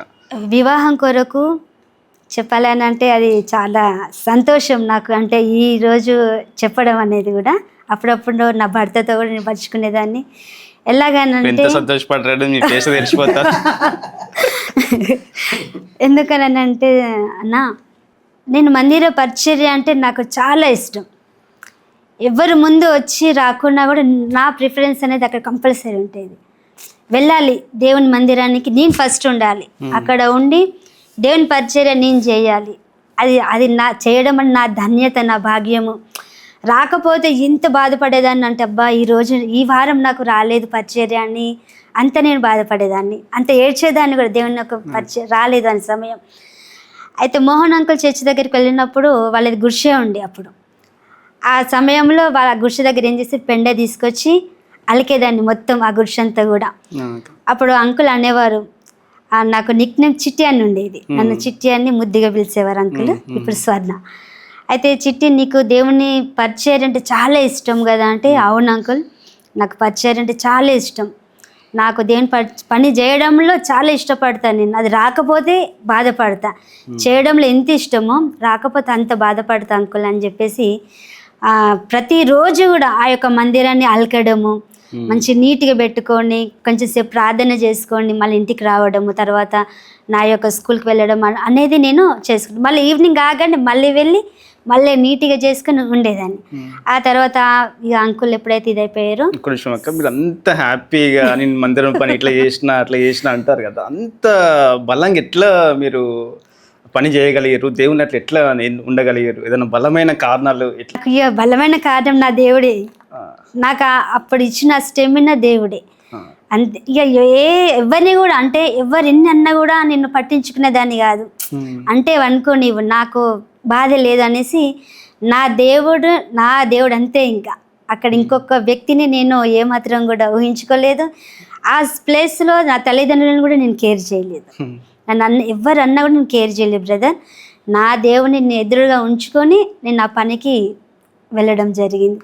చేయడంలో చాలా సంతోషం.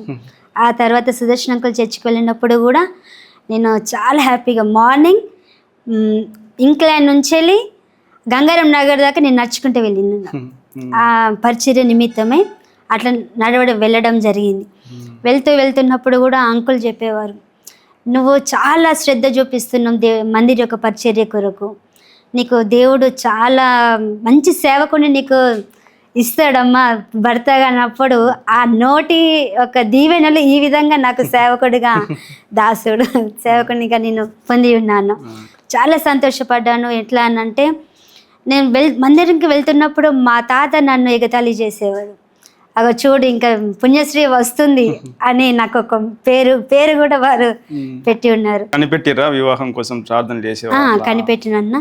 ఎప్పుడైతే సుదర్శనకు నీకు ఒక సేవకుడు భర్తగా వస్తాడమ్మా అని చెప్పినప్పుడు ఉపవాసం ఉండి 20 days ఫాస్టింగ్ ప్రేయర్లో ఉండి, ప్రభువా నేను నీ సేవ చేయాలి, ఆ సేవ కలిగిన లక్షణాలు ఉన్న భర్తనే నాకు ఇవ్వండి అని కనిపెడుతూ నేను ప్రార్థన చేస్తున్న సమయంలో అప్పుడు మోహన్ అంకుల్ ఇంటికి వచ్చి ఇట్లా మమ్మీ వాళ్ళు చెప్తా ఉంటున్నప్పుడు అప్పుడు నేను అంకుల్తో చెప్పిన అంకుల్ సేవకుడు అయితేనే నాకు మీరు సంబంధం తీసుకుని రండి, విశ్వాసులైతే నాకు అర్థం అంకుల్, ఎందుకంటే నేను సేవకు సమర్పించుకున్నా, నాకు దేవుడు అంటే ఇష్టం, ఆయన పని చేయడము నాకు చాలా ఇష్టము, నాకు సేవకుని కావాలని మమ్మీ డాడీతో చెప్పడంతో పాటు అంకుల్కి కూడా చెప్పడం జరిగింది. అనుకోకుండా అదే రోజున అయ్యగారు చెప్పినప్పుడు వెంటనే అంకుల్ అన్నాడు, ఒక సేవ చేసిన కుమారుడు ఉన్నాడమ్మా, మరి ఎట్లా అనంటే కంపల్సరీ అంకుల్ నేను దానికి ఒబే అవుతాను, దానికి నేను లోపడతా, నేను సేవకు సమర్పించుకున్నా కాబట్టి నాకు సేవకుడే కావాలి, సేవకుని వివాహం చేసుకుంటా అని చెప్పినప్పుడు అయ్యగారు మా యొక్క మినిస్ట్రీ అంటే పాస్టర్స్కి సేవలు ఉన్న వాళ్ళకి అంటే అన్ని లగ్జరీ లైఫ్స్ ఉండవు, మనం అనుకున్నట్టు ఉండవు. అవును, అవన్నీ మీకు తెలుసా? తెలిసే నేను సేవకు సమర్పించుకున్నా. లగ్జరీ లైఫ్ అనేది అవి కాదు మనకు సంతోషం ఇచ్చేది. నేను ఏమన్నా నాకు ఎన్ని కష్టాలు ఎన్ని ఇరుకులు ఇబ్బందులు ఉన్నప్పటికీ నేను సేవను మర్చిపోవద్దు, సేవ చేయాలి, అవి వచ్చినందుకు నీకు వందనాలయ్యా, రానందుకు కూడా నీకు వందనాలు అని నేను ఆ విధమైన వాక్యంతో చాలా నేను బలపరిచేదాన్ని, నాది నేను బలపరుచుకుంటుండేదాన్ని. తర్వాత అంకుల్ చెప్తున్న వాక్యంలో కూడా ఒక్కొక్కసారి దర్శనం వచ్చినప్పుడు తనతో పంచుకున్నప్పుడు కూడా ఇవన్నీ కూడా నీ యొక్క ఆత్మీయ జీవితం కొరకు, నీ కుటుంబం కట్టబడట కొరకు మాత్రమే వస్తున్నాయిరా అని చెప్పేసి అంకుల్ నన్ను చాలా ఎంకరేజ్మెంట్ చేసేవారు. అట్లా నేను ఏ రోజు కూడా నేను నాకు లగ్జరీ లైఫ్ కావాలి ఇట్లా ఉండాలని నేను ఎప్పుడు కూడా అనుకోలేదు. బట్ దేవుడు అంతకన్నా మించిన లగ్జరీ లైఫ్ నాకు ఇచ్చిండని చాలా సంతోషించాను. మీ ప్రోత్సాహం ఎట్లుంటుంది అక్క? ఆ అన్నకి మినిస్ట్రీలా మీరు ఎట్లా ప్రోత్సహిస్తారు? మీ ప్రార్థనలు ఎట్లుంటాయి? మీ మినిస్ట్రీలు ఎట్లుంటుంది? అన్న వెళ్తున్నాడు అని అన్నప్పుడు అంటే ఒక్కొక్కసారి 2-3 days వెళ్తున్నప్పుడు ఆ సమయంలో అన్న నా దగ్గర ఆ టైమింగ్స్ అన్నప్పుడు నా దగ్గర లేనప్పుడు నేను ఆ టైంలో కాసేపు పిల్లలతోటి కూర్చొని వారికి డాడీ అంటే పరిచయ నిమిత్తం బయటికి వెళ్ళండి, మనము ప్రేయర్ చేసుకోవాలి అని చెప్పేసి నేను వాళ్ళతో ప్రేయర్ చేయించుకున్న తర్వాత మళ్ళీ పర్సనల్ ప్రేయర్ నాకు ఉంటుంది బ్రదర్. ఆయన వెళ్ళి వచ్చేంత వరకు కూడా నేను ప్రేయర్ వర్క్ అంటే ఇంట్లో హౌస్ వైఫ్ వర్క్ చేసుకుంటూ ప్రేయర్ చేసుకుంటూనే సమయం దొరికినప్పుడు ప్రేయర్ చేస్తాను, ఫాస్టింగ్స్ ఉండి ప్రేయర్ చేసుకుంటాను. నేను ఎప్పుడు కూడా నేను ఆయనని నువ్వు ఇటు వెళ్ళొద్దు ఇటు రావద్దు అని నేను ఎప్పుడు కూడా ఎక్కడ కూడా అబ్జెక్షన్ చేయలేదు, వెళ్ళి రండి. ఆ సేవకు ఎప్పుడైనా ఇబ్బంది పడ్డరా? ఏదన్నా అవసరతలు తీర్చినప్పుడు ఎప్పుడు రాలేదన్న. ఆ ఇబ్బంది పడే సమయం వచ్చినప్పుడు ప్రభా ఈ ఇబ్బంది ఏదైనా కూడా దేవుని మీద ఇబ్బంది వచ్చినందుకు కూడా మీకు వందన, మాకు ఇంట్లో ఈ స్థితి ఇట్లా ఉంది అన్నప్పటికీ కూడా మా యొక్క సేవ జీవితంలో 300 రూపాయలతో మా యొక్క పరిచర్య అనేది స్టార్ట్ అయింది. ఆ యొక్క 300 రూపీస్ తోటి అప్పుడు కూడా ఆయన నేను 300 రూపీస్ ఏం కాదు, 300 రూపీస్ అయితే గెటిన్ అయినా కాకుండా ఆ 300 రూపీస్లో మాకు వచ్చిన టైత్ కూడా 30 రూపీస్ తీసి మేము టైత్ కూడా పెట్టేవారము. ప్రతిదీ కూడా మేము ప్రతిదీ డిపెండ్ ఆన్ గాడ్, ప్రతిదీ కూడా దేవుడి మీద ఆధారపడే నేను నా యొక్క సేవకునికి నేను సహకారంగా ఉన్నాను. ఆయన ఇప్పటికి కూడా ఇంకా సహకరిస్తాను, మరణంతం వరకు కూడా నేను సహకరిస్తూనే ఉంటాను. పిల్లల విషయంలో ఎట్లా ఉండేది? పిల్లల విషయం వచ్చేసరికన్నా మాకు 5 సంతానం. బిఫోర్ 3 మాకు అబార్షన్స్ అయినవి. ఆ సమయంలో మాకు అంటే చాలా బాధ అనిపించింది. గర్భఫలం యెహోవా ఇచ్చు బహుమానం అన్నట్టు వాక్యంలో ఉన్నట్టు దేవుని పని చేస్తూ దేవునిలో వాడబడుతూ మీ గర్భఫలం పోయినప్పుడు బాధపడ్డారా? యెహోవా ఇచ్చిన యెహోవా తీసుకున్న వాక్యంను నేను ఆధారంగా ఇద్దరం కూడా మేము దాని మీద ఆధారపడి ఉన్నాము. మాకు ఫస్ట్ గర్భఫలం 3 months తోటి పోయింది, తర్వాత 5 months తోటి పోయింది, ఆ తర్వాత 9 months తోటి కూడా ఆ ఫలాలు మేము పొడగొట్టుకున్నాము. అప్పుడు పొడగొట్టుకున్నప్పుడు ఫస్ట్ 2 దగ్గర మాకు బాధ అనిపించింది, ఏడ్చాము. తర్వాత కనిపెట్టినాం. 9 months దగ్గర పోయినప్పుడు కూడా మాకు ఏమైందనంటే ఫస్ట్ మమ్మల్ని అన్యులు అన్నారు. మీరు ఏం పాపం చేశారో, ఏం తప్పు చేశారో, అందుకే దేవుడు మీకు ఇట్లా ఇస్తూ ఇట్లా వెళ్ళారు. తర్వాత క్రైస్తవులు అన్నారు. ఎందుకు ప్రభువా, మాకు మీరు పెడుతున్న ఈ పరీక్షనే, ఈ పరీక్షలో మేము నెగ్గాలంటే మేము ఏం చేయాలి, ఇంకా మేము మాలో ఇంకా ఏం లోపం ఉంది అని మేము ప్రార్థన చేస్తూ కనిపెడుతూనే ఉన్నాము.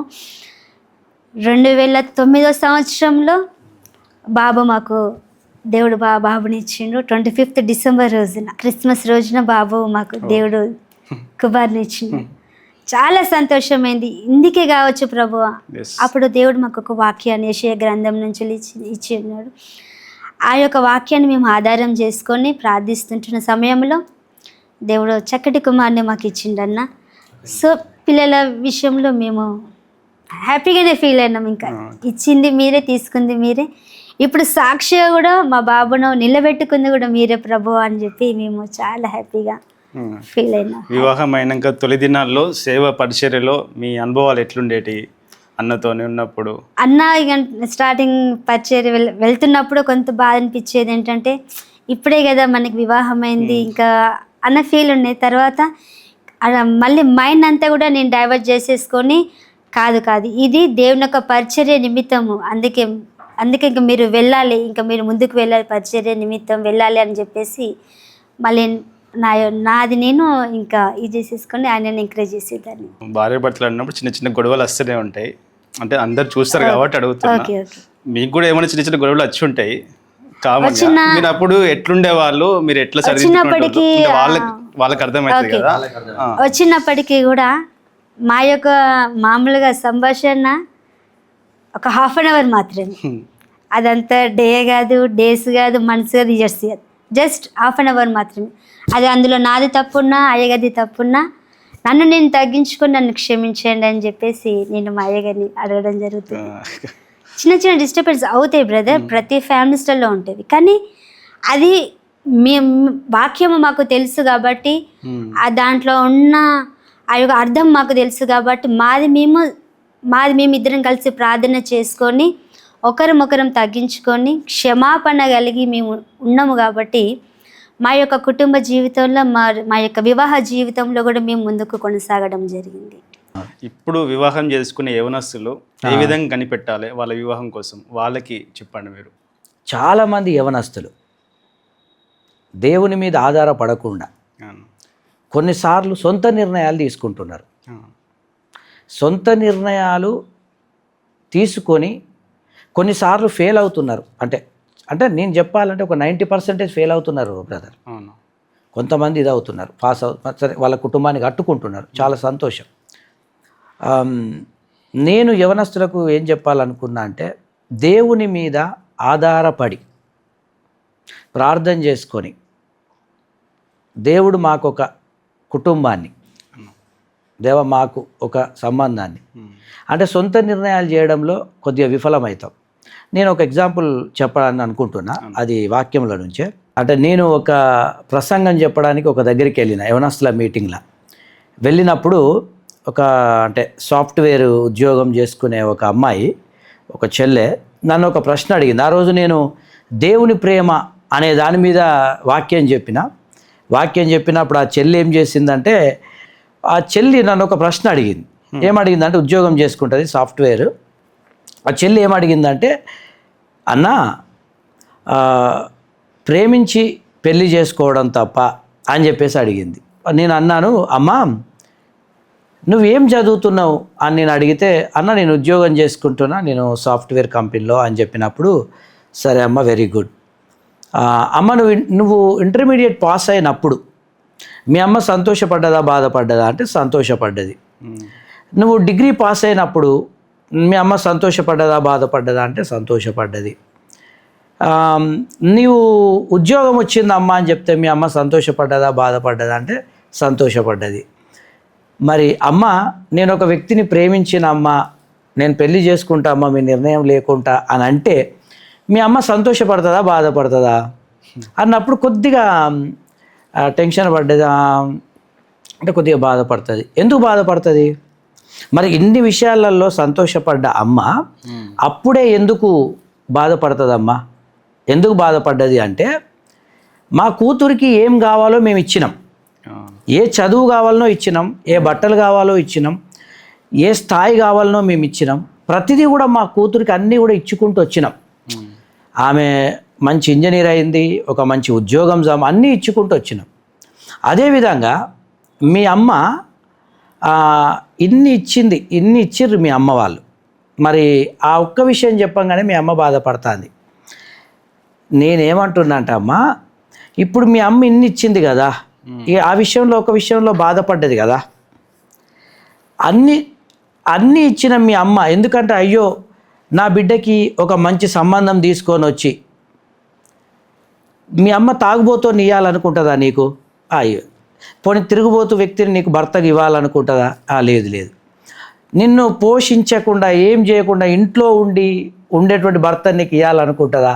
లేదు, ఇవ్వాలనుకోదన్న. మంచి వ్యక్తి నాకు భర్తకి ఇవ్వాలనుకుంటుంది, మంచి వ్యక్తిని చూడాలనుకుంటుంది మా అమ్మ. నాకు 9 నెలలు మోసినటువంటి మీ అమ్మకే నీ మీద ఇంత గొప్ప భారం బాధ్యత ఉంటే మీ అమ్మ కడుపులో వేసినటువంటి దేవునికి నీ మీద ఎంత గొప్ప భారం ఉన్నది, గొప్ప బాధ్యత ఉన్నది, గొప్ప ఉద్దేశం ఉన్నది.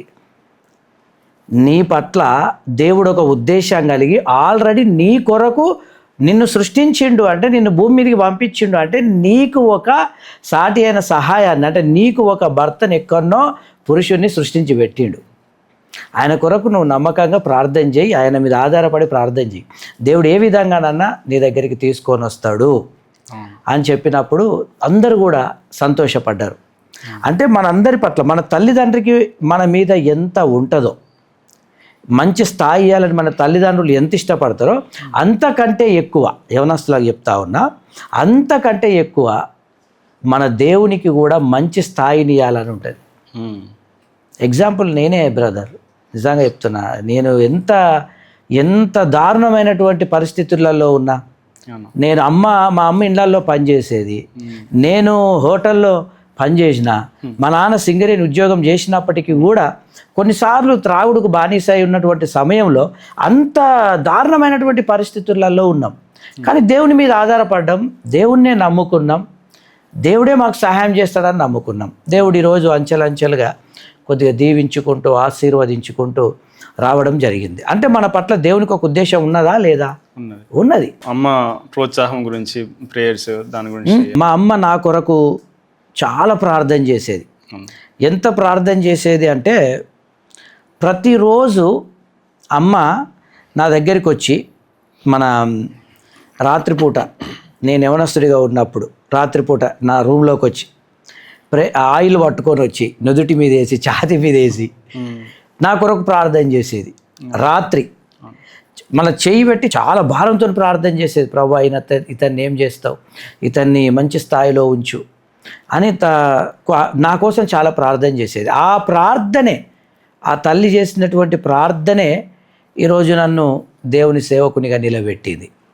ఎట్లా స్టార్ట్ చేసారన్న మినిస్ట్రీ? అంటే మీ ఇంతకుముందు పాస్టర్ వాళ్ళే చర్చ్ ఇచ్చి నడిపించారా, లేకపోతే మీరు సొంతగా? నేను 2006లో పరిచర్యకు వచ్చినప్పుడు మా అయ్యగారితో కలిసి నేను సేవలో ఉన్నా, పరిచర్య చేసిన. నేను ఆ గ్రామానికి వెళ్ళేవాడిని, ధర్మారావుపేట అనేటువంటి గ్రామానికి నేను పరిచర్యకు వెళ్ళేవాడిని.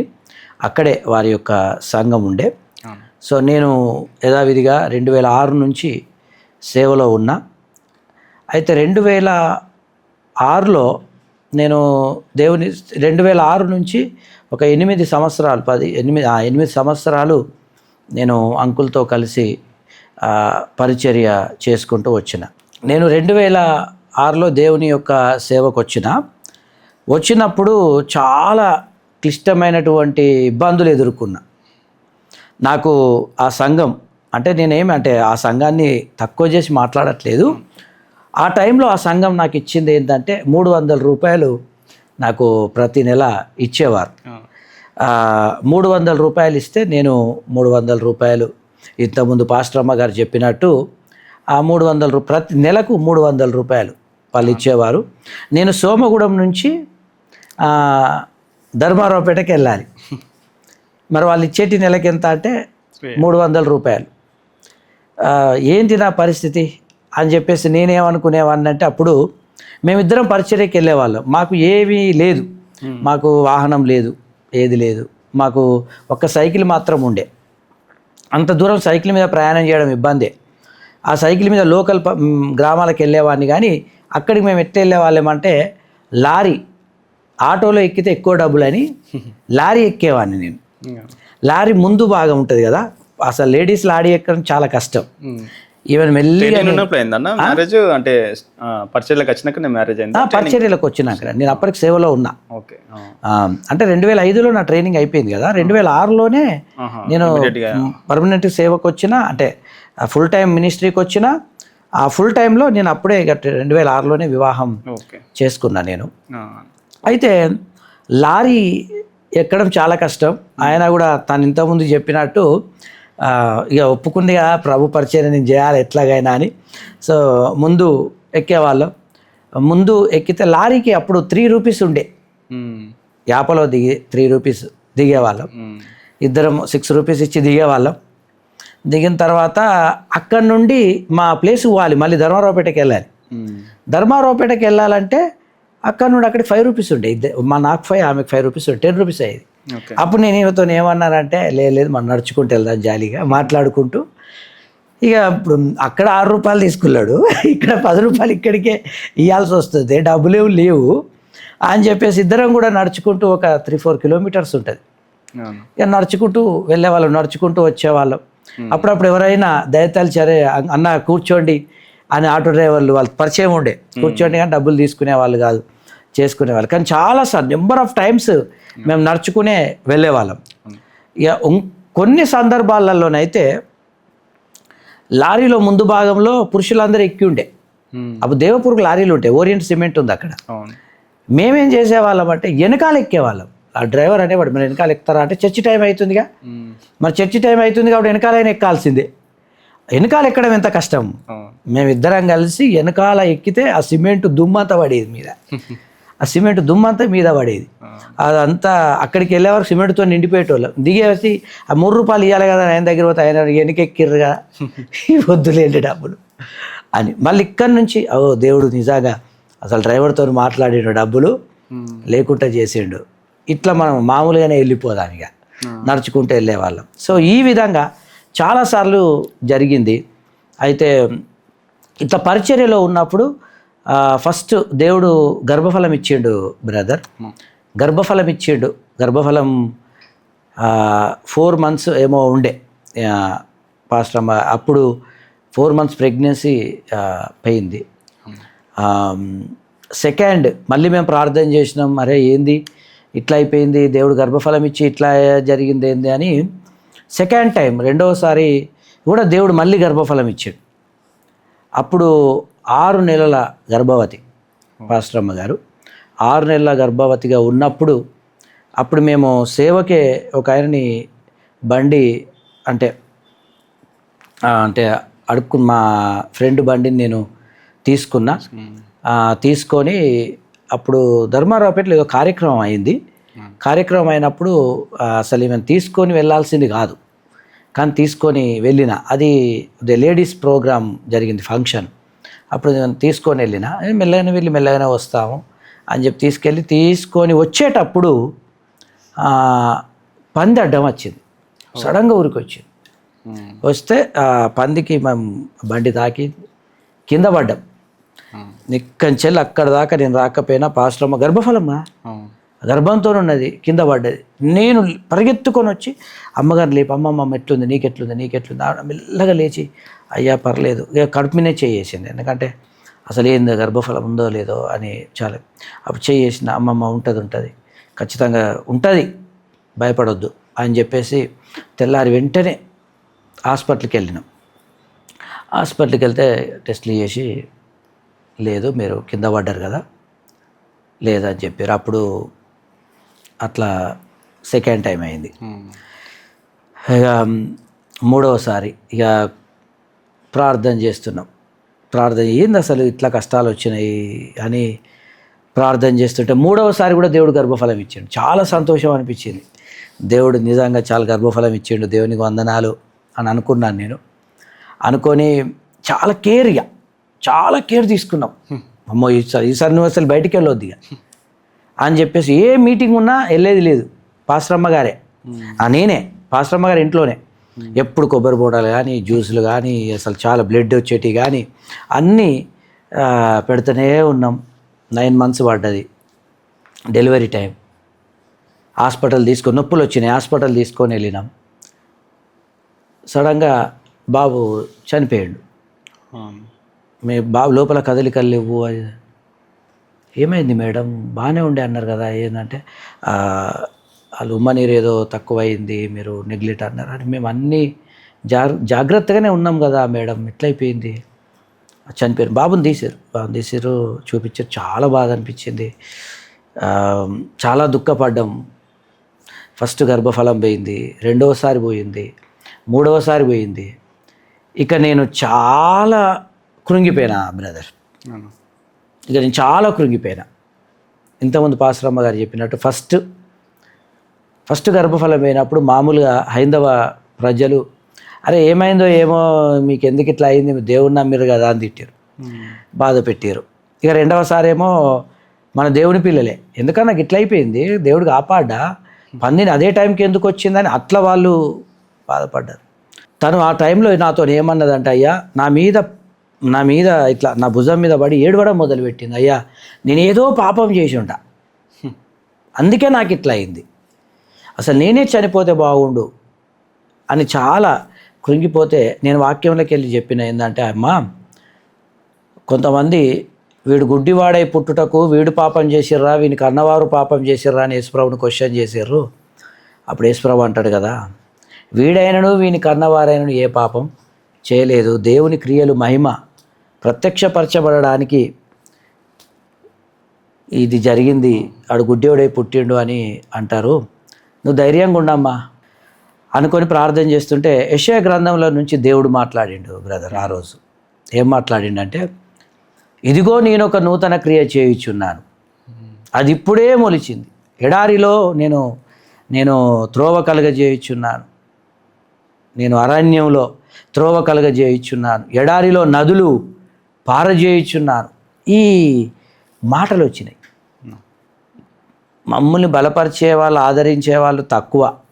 మళ్ళీ నేనే తన దగ్గరికి వెళ్ళి, అమ్మ దేవుడు ఎందుకు ఈ వాక్యం ఇచ్చిండమ్మా, ఒక నూతన క్రియ అని వచ్చిందమ్మ వాక్యం, దేవుడు ఏం చేస్తాడు, అది ఇప్పుడే మొలిచిందంట, మరి దాన్ని ఆలోచించరా అని ఉన్నది అందులో. ఉందమ్మా, మరి ఇప్పుడే మనం సేవకి వెనకకి వెళ్ళొద్దు, మనం ముందుకేద్దాం, ఒక అడుగు ముందుకేద్దాం అని చెప్పేసి మళ్ళీ మేము ఒక ముందుకు అడిగేసి మళ్ళీ పరిచర్యలో పాత విధి అంటే ఎట్లుందో అట్లనే మళ్ళీ అదే ఉజ్జీవం, అదే భారంతో పరిచర్య చేయడం మొదలుపెట్టినాం.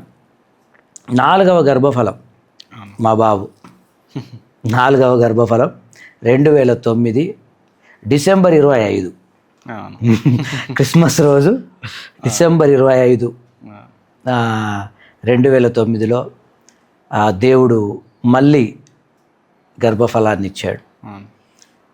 4వ గర్భఫల విచిత్రం ఏంటంటే బ్రదర్, దేవుడు 4వసారి మీకు గర్భఫలం ఇచ్చినప్పుడు 3 గర్భఫలాలకు చూపించినంత కేర్ చూపించలేదు నేను.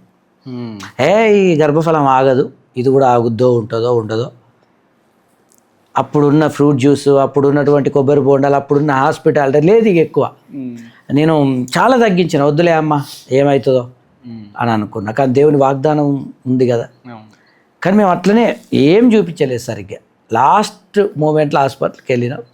దేవుడు చక్కటి బాబును దేవుడిచ్చిండు. ప్రార్థన చేసుకున్నాం, దేవా ఈ బాబుని ఇచ్చిండు, ఈ బాబు నీ పరిచర్య కొరకు ఉండాలి అని చెప్పేసి ప్రార్థన చేసి ఆ బాబుకి అప్పుడు శామ్యుయల్ అని పేరు పెట్టినాం. సో ఫుల్ పేరు రూఫస్ శామ్యుయల్ అని పేరు పెట్టినాం. మళ్ళీ 2009లో బాబు ఒక్క కొద్దిగా గ్యాప్ వచ్చింది. 6 సంవత్సరాల గ్యాప్తోని దేవుడు పాపనిచ్చాడు. పాపను ఇచ్చాడు. పాప అది కూడా మిరాకిల్ నా జీవితంలో. తీసుకొని చిన్నపిల్లల హాస్పిటల్కి తీసుకెళ్తాం కదా, నేను హాస్పిటల్ తీసుకొని వెళ్తే ఆయన అదంతా టెస్ట్ చేశారు. మా పాపతోని ఆ రోజు హాస్పిటల్లో ఒక 3 పాపలు డెలివరీ అయ్యారు. 3 పాపలు జన్మించి ఉన్నారు. ఆ 3 పాపలను అంటే ఒకరికొకరు మేము తీసుకొని వెళ్ళినాం. అందరికి ఆ రోజు ఏంటో కానీ మరి అందరికీ ఈ గుండె రంధ్రం అని చిన్నగా వస్తుంది. అయితే డాక్టర్ ఏం చెప్పిండంటే ఇది మామూలుగా క్యాజువల్గా ఉంటుంది, తర్వాత అది మూసుకపోతుంది లేండి బ్రదరు, ఏం బాధపడకండి అయిదన్నాను. కానీ కొద్దిగా మూసుకపోకుంటే ప్రాబ్లం ఉంటుంది, కొద్దిగా మనం కాపాడుకుంటే అయిపోతుంది, ఎప్పటికైనా ఇది కావచ్చు. ఈ పాప విషయంలో జరిగిన అద్భుతం ఏంటిదంటే ఈమెతో పాటు 2 పాపలకి గుండె, ఆ పాపకు 2కి రంధ్రం ఉండే, ఈ పాపకు కూడా రంధ్రం ఉండే. వారికి తగ్గకుంటే రెయిన్బో హాస్పిటల్ అంట, హైదరాబాద్లో ఉంటుందంట. అది నాకు తెలియదు. రెయిన్బో హాస్పిటల్ ఉంటుంది, మరి పోతారా బ్రదర్, మరి వాళ్ళు పోతున్నారు, మీరు కూడా పోతారా అన్నాడు డాక్టర్. అయితే నేనన్నా వెళ్తా అని అన్నా.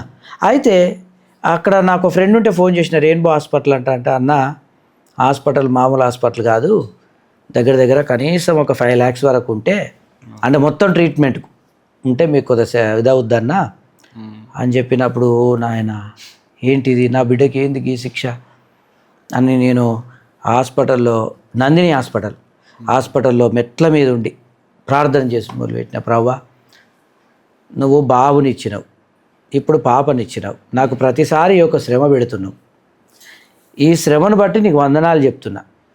పాప బ్రతికితే నీ కొరకే ఆ గుండె రంధ్రాన్ని నువ్వు మూసేయి, నేను ఏ హాస్పిటల్కి వెళ్ళలేను, నాకు ఆ స్తోమత లేదు, నాకు ఆ శక్తి లేదు, స్తోమత ఉన్నా నువ్వే నాకు దిక్కు అని ప్రార్థన చేశాను.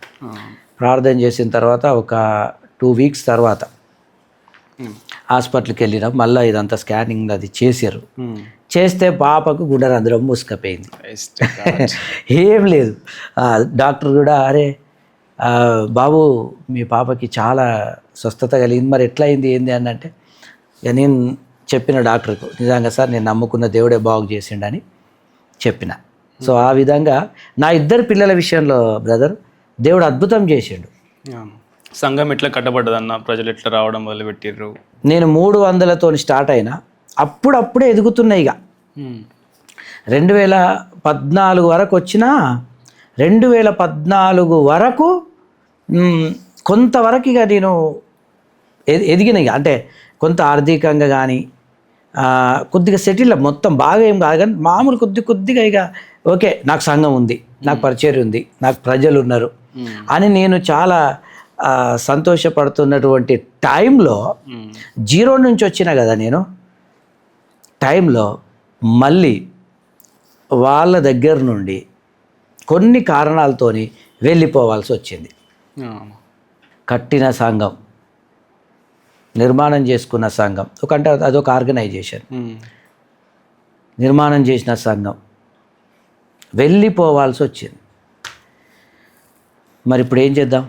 వాళ్ళు ఏమన్నారు అంటే, పాస్టర్ గారు మీ ఇష్టం, మరి మీరు వెళ్తే వెళ్ళండి అన్నారు. అన్నప్పుడు నాకు చాలా వేదన అనిపించింది, నేను ఇప్పుడు ఎటు వెళ్ళాలి అసలు అని. అప్పుడు నేను ఏం చేసినానంటే, నేను ఎక్కడికో వెళ్ళిపోయి ఏదో ఒక పనో లేకుంటే ఏదో ఒక పరిచర్యనో చేసుకొని బ్రతుకుతలే వదిలేయండి అని అనుకున్న టైంలో నా కొరకు కొంతమంది సంఘ బిడ్డలు నిలబడ్డారు. వాళ్ళ విషయంలో నిజంగా నేను దేవునికి కృతజ్ఞతలు చెప్తున్నా.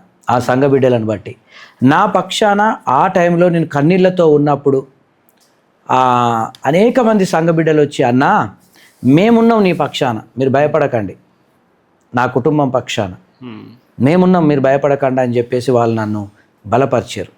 బలపరిచినప్పుడు మరి ఇప్పుడు ఏం చేద్దాం అని అంటే, అన్న పలానా స్థలం ఉంది, ఆ స్థలం దగ్గరికి వెళ్ళి మనం స్థలం తీసుకొని మనం ఆరాధన ప్రారంభం చేద్దాం అని అన్నారు. అన్నప్పుడు చాలా సంతోషమై మరి వెళ్దామని చెప్పేసి వెళ్ళినాం బ్రదర్. ఒక స్థలాన్ని చూసినాం. ఆ స్థలాన్ని మేము ఇప్పుడు కొనాలి, మా దగ్గర డబ్బులు లేవు, అప్పుడప్పుడే మేము బ్రతకడానికి కొద్దిగా జీవనోపాధి కొరకు కొంత కట్టబడుతున్నాం అప్పుడప్పుడే. ఇక ఓకే మా లైఫ్ సెటిల్ అయింది అనుకున్నాం మేము. సెటిల్ అయింది అనుకున్నప్పుడు మళ్ళీ 0కి వచ్చింది. ఇక మళ్ళీ 2006లో ఎట్లుండే పరిస్థితి, మళ్ళీ ఆడికొచ్చినాం. ఒక వ్యక్తి అక్కడ దాకా వెళ్ళి మళ్ళీ మొదటికి రావాలంటే ఎంత ఇబ్బంది పడాల్సి వస్తుంది. అవంతా ఇబ్బంది పడ్డాం. సంఘ బిడ్డలు అందరూ వచ్చి, అన్న మీరు ఈ స్థలం తీసుకుంటే మనం ఒక గుడి చేసుకుందామని అన్నారు. అన్నప్పుడు మరి ఇప్పుడు స్థలం తీసుకోవాలంటే ఏం కావాలి? డబ్బులు కావాలి. నాకు ఒక పాట నన్ను కదిలించింది బ్రదర్. ఏంటంటే ఆ టైంలో నాకున్నవన్నీ అని ఒక పాట ఆ టైంలో, అది సమస్తం చించి అని అనే అనే ఆ పల్లవి అదొకటి నాకు నా హృదయాన్ని కదిలించింది.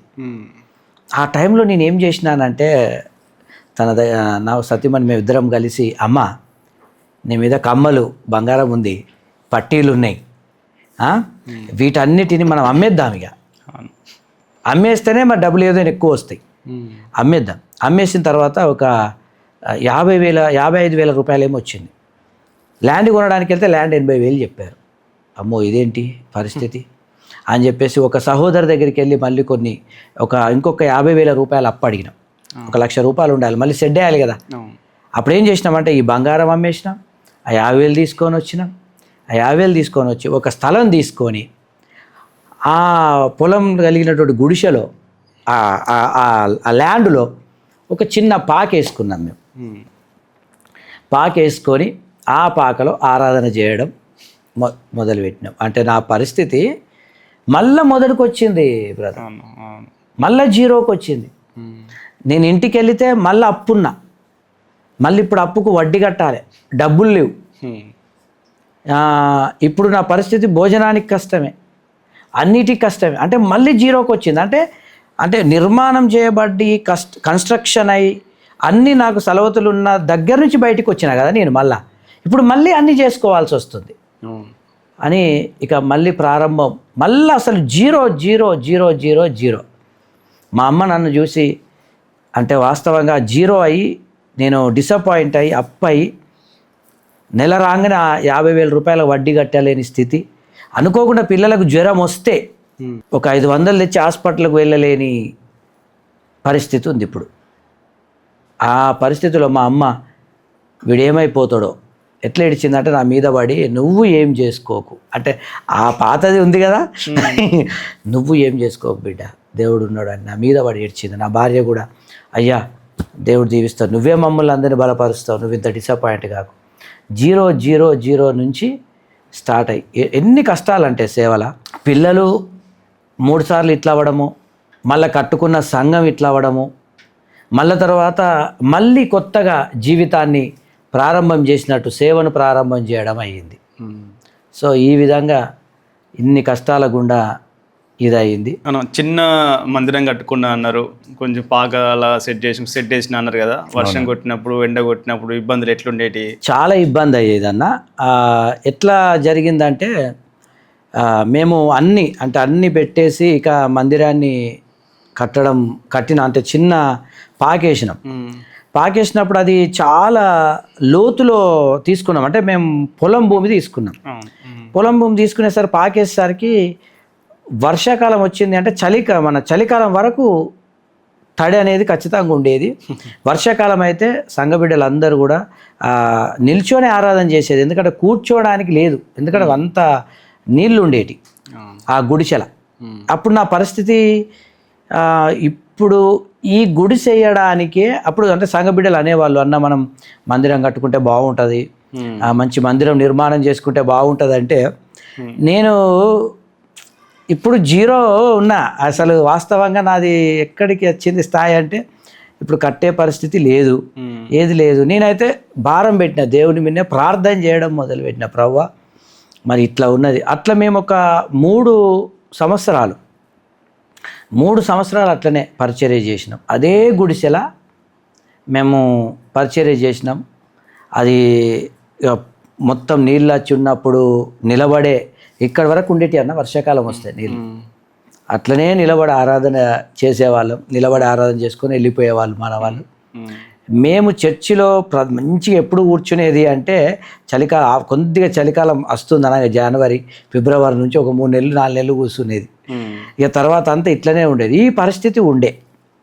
అయితే నేను ఒకరోజు ఈ పరిస్థితి ఉన్నప్పుడు యథావిధిగా నేను ప్రార్థన చేసుకుంటున్నా.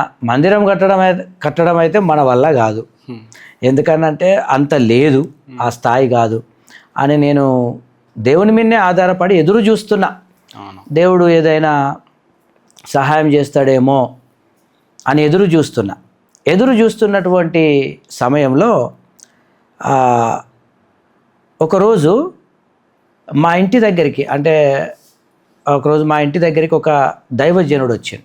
అయితే అదే దైవజనుడు ఒకసారి ఏం చేసిండనంటే హన్మకొండకి నన్ను పిలిచిండు. ఓకే, దేవుని యొక్క వాక్యం చెప్పడానికి ఒకసారి పిలిచాడు, సాక్ష్యం అవి చెప్పడానికి ఒకసారి పిలిచాడు.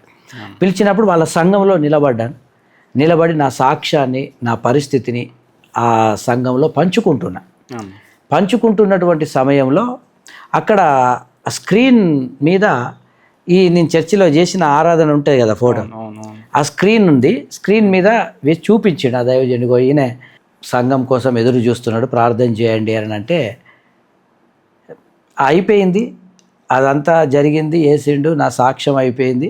నేను యథావిధిగా పాస్టర్ గారి ఇంటికి వెళ్ళినాం. ఒక ఇంజనీర్ సార్, ఆ సార్కు ఒక 2 months నుంచి నేను కలలో కనిపిస్తున్నానంట. నిజంగా ఇది నా జీవితంలో గొప్ప మిరాకిల్. ఇది ఒక 2 నెలల నుంచి నేను అతనికి కలలో కనిపిస్తున్నానంట. అతడు కళ్ళు మూసుకుంటే ధర్మారావుపేట అనే ఊరు కనిపిస్తుందంట. ఈ పాస్టర్ గారికి ఫోన్ చేసి, పాస్టర్ గారిని ఒకసారి రమ్మనండి అని చెప్పేసి వాళ్ళ ఇంటికి వెళ్ళిన తర్వాత, పాస్టర్ గారు, రామకృష్ణ గారు, మేము ఒక్కసారి మీ ప్లేస్కి వస్తాం, దేవుడు మాకు మిమ్మల్ని చూపిస్తున్నాడు, మీ ప్లేస్కి వస్తాం, మీ ప్లేస్ని చూస్తాం మేము అని చెప్పిండు. చెప్పిన తర్వాత సార్ థ్యాంక్ యూ సార్, రండి సార్ అని నాకు ఒక 3-4 days గ్యాప్ తీసుకొని వచ్చిండు. వచ్చిన తర్వాత ఆయన ఏం చేసిండంటే, ఫస్ట్ ప్రభువా ఇదే కదా ఊరు నాకు చూపించింది, ఎందుకంటే దేవుడు చూపించిండు ఫస్ట్ టైం ఆయనకి. ఆ ఊరును ప్రత్యక్షంగా చూసిండు. అబ్బా దేవుడు ఇదే చూపించిండు, ఇగో ఈ గుడిసెనే చూపించిండు, ఈ పాస్టర్నే చూపించిండు అని నన్ను ఇట్లా హత్తుకొని ముద్దు పెట్టుకున్నాడు. బ్రదర్ నువ్వు నాకు దేవుడు చూపించిన మనిషివి అని ధైర్యం చెప్పి అక్కడ ముగ్గు పోసి, ఆయన కన్స్ట్రక్షన్ ఇంజనీర్, సివిల్ ఇంజనీర్, ఆయన ముగ్గు పోసి డబ్బులు ఇచ్చి, అదే రోజు అప్పుడే డబ్బులు అంటే పునాదికి డబ్బులు అప్పుడే ఇచ్చిండు. ఫౌండేషన్ ఏమన్నారు. ఇక వెళ్తున్నా కొద్దీ ఎంత గ్రేట్ అంటే, ఆయన ఒక రిటైర్డ్ ఇంజనీరు. ఆయన మందిరానికి ఎట్లా ఇచ్చారు సార్ డబ్బులు అంటే, ఆయన ఏమన్నాడంటే, నేను నెల పెన్షన్ వస్తుంది కదా, పెన్షన్ డబ్బులు మందిరం కట్టిండు ఆయన. దేవుడు నాకు చూపించిండు బ్రదర్ మిమ్మల్ని అని చెప్పిండు. ఆ గుడి చేయడానికి నా దగ్గర డబ్బులు లేవు. ఈరోజు పెద్ద మందిరం, ఇల్లు, రూములు, చర్చి రూములు, బాత్రూమ్స్ అన్నీ కూడా నిర్మాణం చేయబడ్డాయి. అది కేవలం దేవుని కృప. ఆ ఇంజనీర్ సార్ను దేవుడు ఆ విధంగా మా దగ్గరికి తీసుకొని వచ్చాడు. నిజంగా అది దేవుని కృప. అప్పటి నుంచి మళ్ళీ నేను 0 అని చెప్పాను కదా బ్రదర్. ఈ మాట ఎందుకు వాడుతున్నానంటే, 0 అనే మాట ఫస్ట్ నేను 2006లో స్టార్ట్ అయినప్పుడు 0 నుంచి స్టార్ట్ అయ్యి 2014 వరకు మంచి విధానం ఎదుగుతున్న టైంలో మళ్ళీ బయటికి వెళ్ళి మళ్ళీ 0 అయిపోయి మళ్ళీ ఇక నా పరిస్థితి ఇదే. అంటే దేవుడి కృప ఎంత ఉన్నతంగా పనిచేసుకుంటూ వచ్చిందంటే నా మీద. ఆ ఇంజనీర్ సార్ దేవుని యొక్క మందిరం నిర్మాణం చేసిన తర్వాత మందిరం అంతా కట్టబడింది. దేవునికి స్తోత్రం. ఓపెనింగ్ అయింది. నేను ప్రార్థన చేసుకుంటున్నా, ప్రభువా నువ్వు నాకు మందిరం ఇచ్చినావు, నువ్వు నాకు ఇల్లు ఇచ్చినావు, చాలు, నాకు ఇంతకంటే ఎక్కువది లేదు అని చెప్పేసి నేను ప్రార్థన చేసుకుంటుంటే నాకు దేవుడు వాక్యం గుర్తు చేస్తున్నాడు. బాబు 2003లో దేవుని నీతో మాట్లాడి అనేక జనములకు ప్రవక్తగా నిన్ను నియమించిన ఆ వర్డ్ ఉంది కదా, ఆ మాట ఉంది కదా, నువ్వు ఇక్కడతోనే ఆగొద్దు, నువ్వు ఇక్కడే ఆగొద్దు, నువ్వు చాలా చోట్లకు వెళ్ళాలని చెప్పినప్పుడు ఇంకా ప్రార్థన చేసుకుంటుంటే ఈరోజు ప్రజెంట్ దేవుని యొక్క పరిచర్యలో కాగజ్ నగర్లో దేవుని యొక్క మందిరాన్ని కట్టినాం. సోమగూడెంలో దేవుని యొక్క మందిరాన్ని కట్టినాం. ధర్మారావుపేటలో దేవుని యొక్క మందిరం నిర్మించబడ్డది. అంతేకాకుండా ఈరోజు దేవుడు ఎంత దీవెనకరంగా మార్చిండనంటే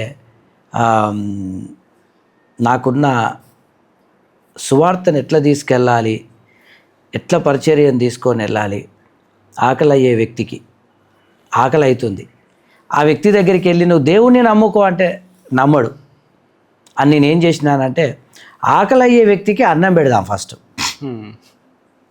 అన్నం పెట్టిన తర్వాత దేవుని మాటలు చెప్పుదాం. ఆ విధంగా ఆలోచన చేసి ఇప్పుడు మనం అన్నం పెట్టాలి, ఆకలి అయ్యే వ్యక్తికి అన్నం పెట్టాలి ఫస్ట్ అని అట్లా ఆలోచించి ఆ విధంగా ప్రార్థన చేసుకొని అప్పటి నుంచి ఏం చేసిన అంటే కుట్టు మిషన్ సెంటర్ స్టార్ట్ చేసిన బ్రదర్. కుట్టు మిషన్ సెంటర్ అది ఎంత అద్భుతం అంటే అది చెప్పాలని కోరిక కలుగుతుంది. కుట్టు మిషన్ స్టార్ట్ చేయాలి, చాలామంది 10 మంది స్త్రీలు వచ్చిర్రు, అన్న కుట్టు మిషన్ నేర్చుకుంటామని స్టార్ట్ చేయాలి, అసలు ఏది లేదు మా దగ్గర, ఎట్లా స్టార్ట్ చేయాలి అని ఆలోచించి మా ఇంటి దగ్గర ఒక ఆమెని టేబుల్ అడుక్కొచ్చినాం, ఇంకొక వ్యక్తి దగ్గరికి వెళ్ళి గడ్డ అడుక్కొచ్చినాం, గడ్డ టేబుల్ పెట్టినాం, పెట్టి కుట్టు మిషన్ ఒక్కొక్క కుట్టు మిషన్తో స్టార్ట్ చేసినాం. 10 మంది ఓకే నేర్చుకుంటున్నారు, మంచిగా నేర్చుకున్నారు, కుట్టు మిషన్ నేర్చుకున్నారు. కుట్టు మిషన్ అడుక్కొని వచ్చి స్టార్ట్ చేసిన కుట్టు మిషను 10 మందితోని స్టార్ట్ చేసిన కుట్టు మిషను ఈరోజు 5 గ్రామాలలో కుట్టు మిషన్ స్టార్ట్ చేసినాం. కనీసం సోమగూడెంలో 7 బ్యాచ్లు స్టార్ట్ చేసి, ధర్మారావుపేటలో ఒక బ్యాచ్ స్టార్ట్ చేసి, కాగజ్ నగర్లో ఒక బ్యాచ్ స్టార్ట్ చేసి, గడాపూర్లో ఒక బ్యాచ్ స్టార్ట్ చేసి దగ్గర ఒక 250 మందికి నేర్పించినాం.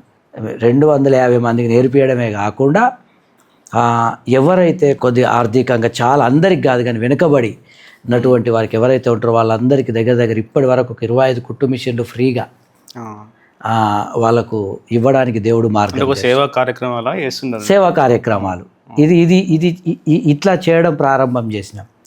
అప్పుడు అమ్మగారు టీచర్గా చేసింది స్టార్టింగ్లో. సో అంటే మొత్తం ఫుల్ టైం మినిస్ట్రీలోనే ఉంది, కానీ స్టార్టింగ్లో ఒక 1 year 2 year అట్లా పోయినప్పుడు తనకు ఒక దర్శనం, నాకు ఈ దర్శనం వస్తే తనకు ఏం దర్శనం వచ్చిందంటే, అయ్యా నువ్వు అన్నం పెట్టి సువార్త సేమ్ అట్లా పోతున్నావు, అది ఇప్పటి నుంచి నేను ఎట్లా వెళ్తానయ్యా అంటే, అప్పుడు ఆమె ట్యూషన్ సెంటర్ స్టార్ట్ చేసింది ఫ్రీగా.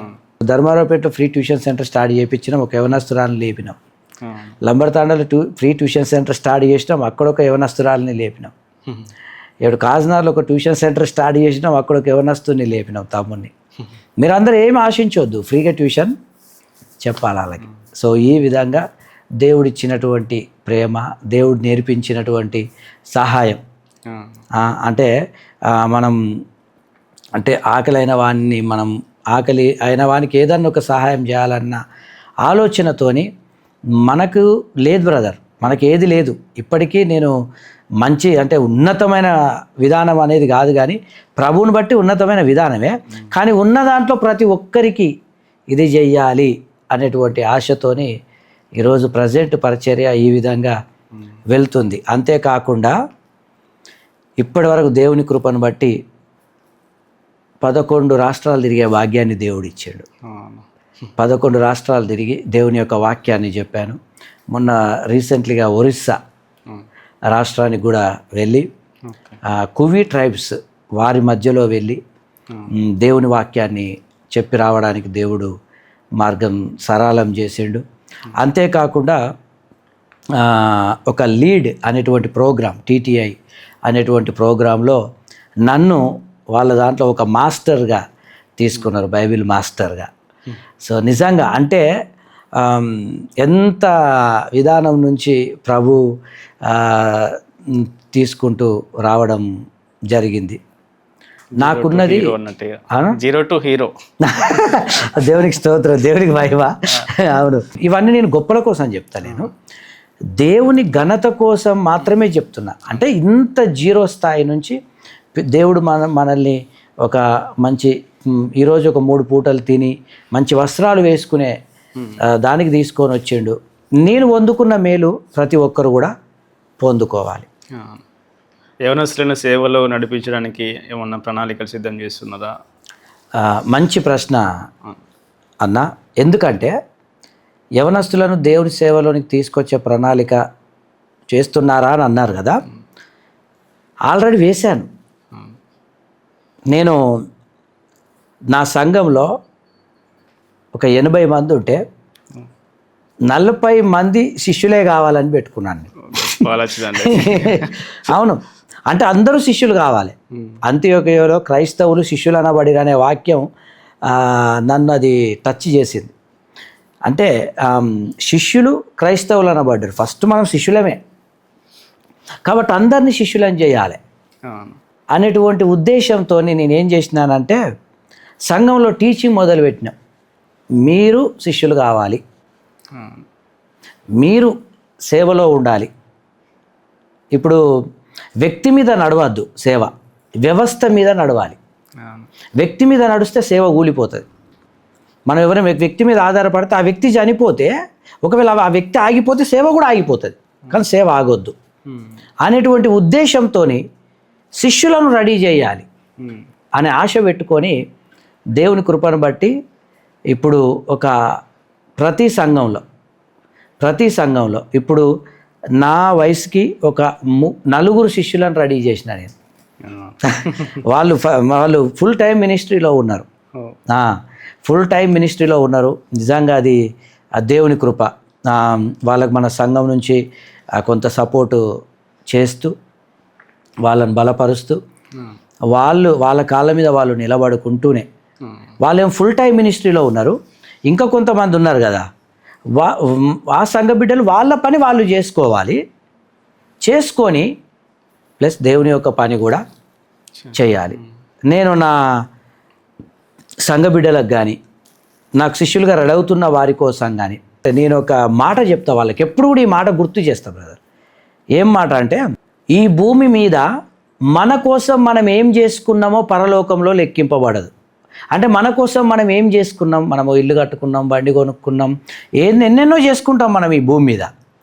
ఈ భూమి మీద మన కోసం మనం ఏం చేసుకున్నామో పరలోకంలో లెక్కింపబడదు. కానీ ఈ భూమి మీద దేవుని కోసం ఏం చేసినామో పరలోకంలో లెక్కింపబడుతుంది అని చెప్తాను నేను వాళ్ళకు. అప్పుడు వాళ్ళందరూ కూడా చాలా అంటే ఉజ్జీవింపబడి, కరెక్ట్, మనం ఈ భూమి మీద దేవుడు మనకి జీవితాన్ని ఇచ్చాడు, మనకు దేవుడు ఈ జీవితాన్ని ఇచ్చాడు కాబట్టి ఈ జీవితాన్ని ప్రభు కోసం మనం బ్రతకాలి అనేటువంటి ఆలోచనతో వచ్చి చాలామంది పిల్లలు దేవుని పని చేస్తూ ఉన్నారు. ఇప్పుడు నేను సంఘంలో మామూలుగా మనం ఏం చేస్తాము, ఈరోజు బతకడానికి పని చేసుకుంటాము, రేపు ఎట్లుంటుందో అని ఎల్ఐసీలు వేయించుకుంటాము, ఆరోగ్య బీమాలు వేయించుకుంటాము, టర్మ్ ఇన్సూరెన్స్ చేసుకుంటాము. ఇట్లా భవిష్యత్తు మనం చనిపోతే దేవుని దగ్గరికి పోతామా, దేవుని దగ్గర మన స్థానం ఎట్లుంటుందని ఎవరు చూడరు. అవమానాలు ఎట్లుండే అన్న, మీరు ఇంత ఇన్ని బ్రాంచెస్ పెట్టారు కదా. అవునవును, ఇంకా సేవా కార్యక్రమాలు చేస్తున్నారు. ఇది కూడా నాకు చాలా మంచి ప్రశ్న. ఎందుకంటే చాలా అవమానాలు పొందుకున్నా నేను. ఎన్ని అవమానాలు పొందుకున్నానంటే చాలామంది నన్ను విమర్శించడం మొదలుపెట్టారు. అంటే ఇప్పుడు ఏదో సామెత ఉంది కదండి, శత్రువు ఎక్కడో లేడు కదా, మన చుట్టూనే ఉన్నాడు అన్నట్టుగా. శత్రువులు కాదు, నేను ఎప్పుడు కూడా నేను ఒకసారి ఒక సంఘంలో మీ శత్రువుల పేరు చెప్పండి అన్న. శత్రువుల పేరు ఇక్కడ చెప్తే ఎట్లా అని అన్నారు. అసలు మనకు శత్రువు అంటే ఎవరు లేరు, దయ్యమే మన శత్రువు, సాతానే మన శత్రువు, మనకు శత్రువులు అంటే ఎవరు లేరు. కానీ ఇక లోకంలో ఉన్న మనుషులు ఎట్లా అంటే చాలా అవమానాలకు గురి చేసి, బ్రదర్ నా మీద రీసెంట్లీగా ఇన్ని సంఘాలు స్థాపించి ఇంత చేసి ఫ్రీ ట్యూషన్ సెంటర్ అని, కుట్టు మిషన్ సెంటర్, ఇవన్నీ చేస్తున్నారు, దీని వెనకాల ఏంటి అని చెప్పి కావాల్సుకొని నా మీద మత మార్పిడి కేసు పెట్టారు. అన్యాయంగా ఒక తప్పు చేయబోయిండు మాతోని అని ఒక మత మార్పిడి కేసు పెట్టారు, నా మీద నిందలేసారు. మందిరం కట్టేటప్పుడు కూడా చాలా అవమానాలు వచ్చినాయి, చాలా అవమానం. మందిరాన్ని ఆపాలని చెప్పి గవర్నమెంట్ ఆఫీసర్స్ దగ్గర నుంచి కూడా వచ్చింది. అప్పుడు కూడా దేవుడే అన్ని నిర్మాణం చేసుకున్నాడు. అవమానాలు వచ్చినాయి, నిందలేసారు. అయినా కూడా మళ్ళీ అవమానాలు నిందలు కూడా మన అనేవాళ్ళు, ఏందయ్యా ఈ శ్రమలన్నీ నా భార్య ఒకసారి నాతోనంటే, శ్రమ నీడలాగుంటే ప్రార్థన ఎల్లకాలం ఉంటుంది. శ్రమ నీడలాగుంటే ప్రార్థన ఎల్లకాలం ఉంటుంది. అది నీడలాగానే ఉండని, మన వెనకాలనే రాని, అది ఉంటేనే మనం ఎప్పుడు ప్రార్థన చేస్తాం. గుడిసెడ్ నుంచి ఇంత పెద్ద మినిస్ట్రీ, అనేక బ్రాంచ్లు పెట్టారు, ఇట్లా గొప్ప సేవ చేస్తున్నారు కదా. కొత్తగా వచ్చే పాస్టర్స్కి, సేవలకు వచ్చే వాళ్ళకి మీరు ఏం సజెషన్స్ ఇవ్వాలనుకుంటున్నారు? ఈ రోజులలో ప్రతి ఒక్కరు కూడా సేవకులు సేవ అని చెప్పేసి వస్తున్నారు. వాళ్ళకు నేను చెప్పాల్సింది ఏంటంటే, నా దర్శనం నేను చెప్పితే వాళ్ళకు కూడా అదే నేర్పించాలనేది నేను అనుకున్నా. నేను ఒక దర్శనం పెట్టుకున్నా, ఏంటంటే వాళ్ళకు కూడా అదే చెప్తున్నా. ప్రతి సేవకునికి ఏం చెప్తున్నానంటే, సేవకు వచ్చేటప్పుడు 2 పనులు చేయాలి. ఒకటి, సంఘాలు నిర్మాణం చేసుకుంటూ వెళ్ళాలి, సంఘ స్థాపనలు చేయాలి, అనేక మంది ప్రజలను ప్రభు దగ్గరికి నడిపించాలి, సంఘ స్థాపనలు చేయాలి. రెండవది ఏంటి అంటే, నడిపించిన వారిని శిష్యులుగా చేయాలి. నడిపించిన వారిని ఎప్పుడు కూడా అందులోనే ఉంచాల్సినటువంటి పని లేదు. వాళ్ళను మనం శిష్యులుగా చేయాలి. వాళ్ళను మనం శిష్యులుగా తయారు చేస్తే వాళ్ళు కొంతమందికి దేవుని యొక్క వాక్యాన్ని చెప్తారు. నేను అదే ఇప్పుడు నా కింద 4 నేను ఎవరినైతే రెడీ చేశానో నేను వాళ్ళకి అదే చెప్పినా వాళ్ళు అదే రెడీ అయి ఉన్నారు. నేను కూడా అదే దర్శనం పెట్టుకున్నా. ఏది సంపాదించాలని పెట్టుకోలే, సంఘాలు స్థాపన చేయాలి, స్థాపన చేసిన సంఘాలకి వెళ్ళి అనేక మందిని శిష్యులుగా లేవనెత్తాలి. ఈ 2 కాన్సెప్ట్స్తోనే పోతున్నా. ఇవే అనేక కొత్తగా వచ్చే వాళ్ళకు కూడా చెప్పాలి. ఎందుకనంటే దేని మీద ఆధారపడద్దు బ్రదర్. చాలామంది కొంతమంది డబ్బు మీద ఆధారపడేస్తారు. యేసుప్రభుని నమ్ముకుంటే డబ్బు వస్తుంది, ఇది వస్తుంది, అంటే మన మీద అదే. నేను కష్టాల గుండా వేయినప్పుడు మీకు పైనుంచి వస్తుంది అని అన్నాడు నన్ను కానిస్టేబుల్. మీకు పైనుంచి బాగా వస్తుంది అంటే ఇంతవరకు ఎవ్వరు అర్థం చేసుకోలే సార్, మీరు అర్థం చేసుకున్నారు, కరెక్ట్ చెప్పారు, మాకు పైనుంచి వస్తుంది. ఒకడు అమెరికా అంటున్నాడు, ఒకడు ఆస్ట్రేలియా అంటున్నాడు, ఇంగ్లాండ్ అంటున్నాడు, కానే కాదు, మీరు కరెక్ట్ చెప్పారు, మాకు పైనుంచి వస్తుంది సార్. ఎస్, మాకు పైనుంచి వస్తుంది. పైన ఎవరు ఉన్నారు సార్? దేవుడు ఉన్నాడు. దేవుడి నుంచి వస్తుంది సార్ మాకు. అమెరికా పైన లేదు, ఇంగ్లాండ్ పైన లేదు, ఆస్ట్రేలియా పైన లేదు, పైన పరలోకం ఉంది, పరలోకం నుంచి మాకు వస్తుంది. మీరు కరెక్ట్ చెప్పిర్రు అన్న. నేను అని అటు దింపిండా అని అనుకున్నా. అంటే వాస్తవంగా అన్న, అంటే చాలామంది సేవకులు కూడా ఏంటంటే దేని కొరకు వాళ్ళు వస్తున్నారు, వాళ్ళు వచ్చేటప్పుడు కూడా ఒకటే ఆలోచన చేయాలి. అంటే నా దర్శనాన్ని రుద్దాలని చెప్పట్లేదు, కానీ ఇదే ఆలోచన, సంఘాలు స్థాపన చేయాలి, అనేక మంది బిడ్డలను శిష్యులుగా చేయాలి, అంతా మనమే తయారు చేసుకోవాలి, మన గ్రౌండే సెటిల్ చేసుకోవాలి అనేది లేదు. ఇప్పటికి బ్రదర్ నాకు మంచి బిల్డింగ్ లేదు, అంటే వాస్తవం చెప్తాను. ఇప్పటికి నాకు కార్ అని అదని ఏది కూడా లేదు నాకు. అంటే భవిష్యత్తులో తీసుకోవడం తప్పు అంటలేను, తీసుకోవడం తప్పు ఉండొద్దు అని నేను అంటలేను, ఏది లేదు, ఇవి ఇల్లులు ఉండొద్దు అని కూడా నేను అంటలేను. అయితే నేనేమనుకున్నానంటే, ఈ పనిలో పని చేస్తున్నప్పుడు దేవుడు అవసరత ఉన్నప్పుడు అది కూడా ఇస్తాడు కదా. అది కదా, మీకు ఈ రూమ్ని ఇవ్వడానికి దేవునికి తెలుసు ఈ స్టూడియో అవసరం అని. దేవుడు మీకు ఇచ్చేసిండు, మీరు ప్లాన్ వేయవచ్చు, కానీ ఆ ప్లాన్లు దేవునికి ఆమోదం అయినాయి. సో నేను కూడా ప్రభు నేను చాలా దూరం పోతున్నా, నాకు అవసరం అంటే ఇస్తాడేమో, కానీ నేను వాటి వెనకాల పరిగెత్తట్లేదు. నేను కేవలం 2 వెనకాలనే పరిగెత్తుతున్నా. ఒకటి, సంఘ స్థాపనలు చేయాలి, శిష్యులు ఏం చేయాలి, ఈ రూపకంలోనే ఉంటాను, అంటే ఈ పద్ధతిలోనే కొనసాగుతాను. ఇక వేరేది దేవుడు ఇస్తానంటే దీనికి తోడుగా, అంటే దీనికి సహాయం చేయడానికి ఇవ్వచ్చు, దీనికి సహాయం చేయడానికి ఒక ఇల్లు ఇవ్వచ్చు, దీనికి సహాయం చేయడానికి ఏదైనా వాహనం ఇవ్వచ్చు, కానీ ఇవి ఇచ్చినాక అవి ఆగొద్దు, వాటి కోసం ఇది ఇస్తే పర్వాలేదు. అందుకనే నేను నా దృష్టి అంతా అదే పెట్టిన. ఈరోజు సేవకులకు కూడా నేను అదే చెప్తున్నా, నాతో పనిచేసే వాళ్ళకి అదే చెప్తున్నా.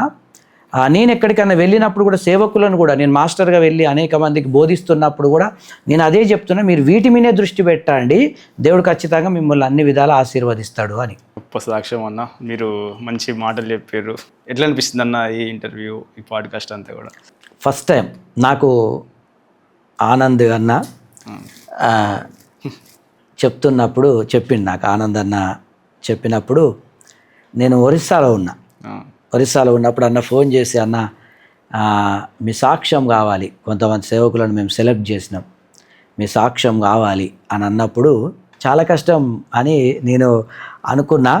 కానీ ఈరోజు అంటే మార్నింగ్ మేమిద్దరం చాలా ప్రార్థన చేసుకున్నాం. నిజంగా నాకు ఇక్కడికి వచ్చి ఇదంతా చూసినప్పుడు చాలా సంతోషం అనిపించింది. మరి అదేవిధంగా క్రాంతి అన్న మీకు కూడా చాలా వందనాలు తెలియజేస్తున్నాను. నిజంగా అన్న గొప్పోళ్ళు ఎప్పుడు కూడా తక్కువ మాట్లాడతారు, చాలా తగ్గించుకుంటారు. ఈ ఈ తక్కువ టైంలో మిమ్మల్ని అది గమనించిన మీ స్థాయికి నేను అసలు మీ ముందర కూర్చుంటే అంత స్థాయి కూడా నాకు లేదన్న. రియల్ అన్న. ఎందుకంటే అంటే నాకు సంతోషం ఎక్కడ అనిపించింది అంటే ఇంటర్వ్యూస్ పెద్ద వాళ్ళని చేయొచ్చు ఈజీ, కానీ మాలాంటి గ్రామీణ ప్రాంతాలలో చేసే వాళ్ళలో ఇంత సేవ్ ఉన్నది, ఇంత అనుభవం ఉన్నదని బయటికి తీసుకొస్తున్నారు చూడండి. మీకు చాలా వందనాలు. మీ గురించి మేము తప్పకుండా ప్రార్థన చేస్తాం. మీ కుటుంబం కొరకు మేము ప్రార్థన చేస్తాం. నాకు మీరు ప్రశ్నలు అడుగుతుంటే కూడా చాలా సంతోషం అనిపించింది. అంటే ఈ పరిస్థితి నాకు వస్తుంది అంటే నాకేం గుర్తొచ్చిందంటే విమానంలో కూర్చున్నప్పుడు నేనే నా హోటల్లో గ్లాసులు కడిగింది, మా అమ్మే నా ఇళ్ళల్లో పనిచేసింది అని గుర్తొచ్చింది. విమానంలో కూర్చున్నప్పుడు ఇక అప్పుడు అనిపించింది. ఇప్పుడు మందిరం కట్టినప్పుడు, మందిరం కట్టి 3 మందిరాలు అయ్యి అది ఇది అయినప్పుడు 4 సేవకులకు కొంత సహాయం చేస్తున్నప్పుడు నేనేనా గ్లాసులు కడిగింది, మా అమ్మేనా హోటల్లో పనిచేసింది అని అనుకున్నా. ఇప్పుడు ఇక్కడ వచ్చి కూర్చుంటే కూడా అది నాకు జ్ఞప్తి వచ్చింది అంటున్నాను. నిజం, అసలు నేనేనా ఇంత సాక్ష్యం చెప్పేది, నన్నేనా అన్న ప్రశ్నలు అడిగేది, నేనేనా ఆన్సర్ ఇచ్చేది అని నిజంగా నాకు అది చాలా సంతోషం అనిపించింది అన్న. మీకు చాలా వందనాలు. దేవుడు మిమ్మల్ని దీవించును గాక. మీరు రీచ్ అయ్యారా అన్న? మీరు అనుకున్నది దేవుని పనిలో నేను ఇది చేయాలని ఒక గోల్ పెట్టుకుంటారు కదా, అది రీచ్ అయ్యారా మీరు? అన్న నేను రీచ్ అవ్వాలని ప్రయత్నం చేస్తున్నా. నా మరణం అంటే నేను బ్రతికి ఉన్నంత వరకు ఇప్పుడు ఒకప్పుడు నేను ఏమనుకున్నానంటే నాకు ఒక మందిరం అయితే చాలు, ఇదే గోల్ అనుండి, ఇదే రీచ్. ఆ మందిరం అయింది. మళ్ళీ మందిరం అయినాక ఇంతేనా? లేదు ఇంకొకటి కావాలి నాకు అని మళ్ళీ అనుకున్నా. మళ్ళీ ఇంకొకటి కావాలనుకున్నా. మళ్ళీ 3 అయినాయి.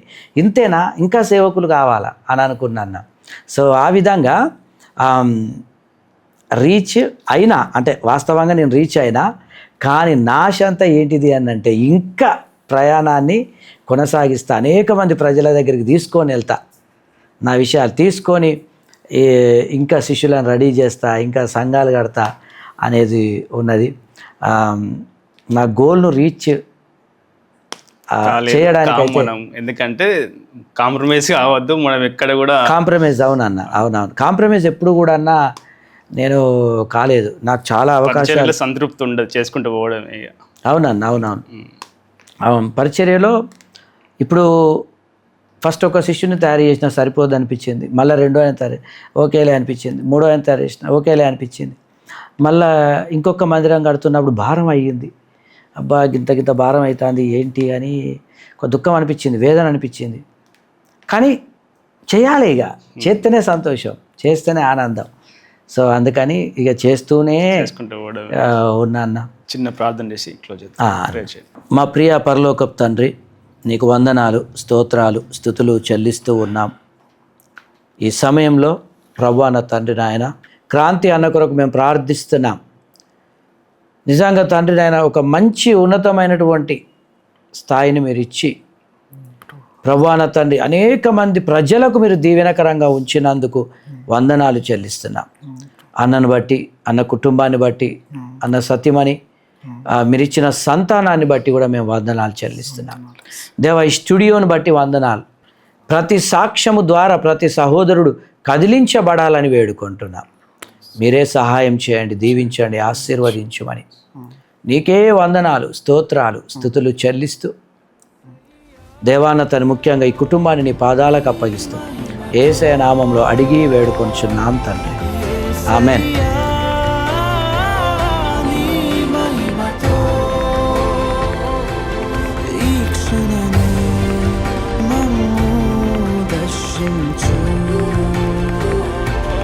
ఈ క్షణమే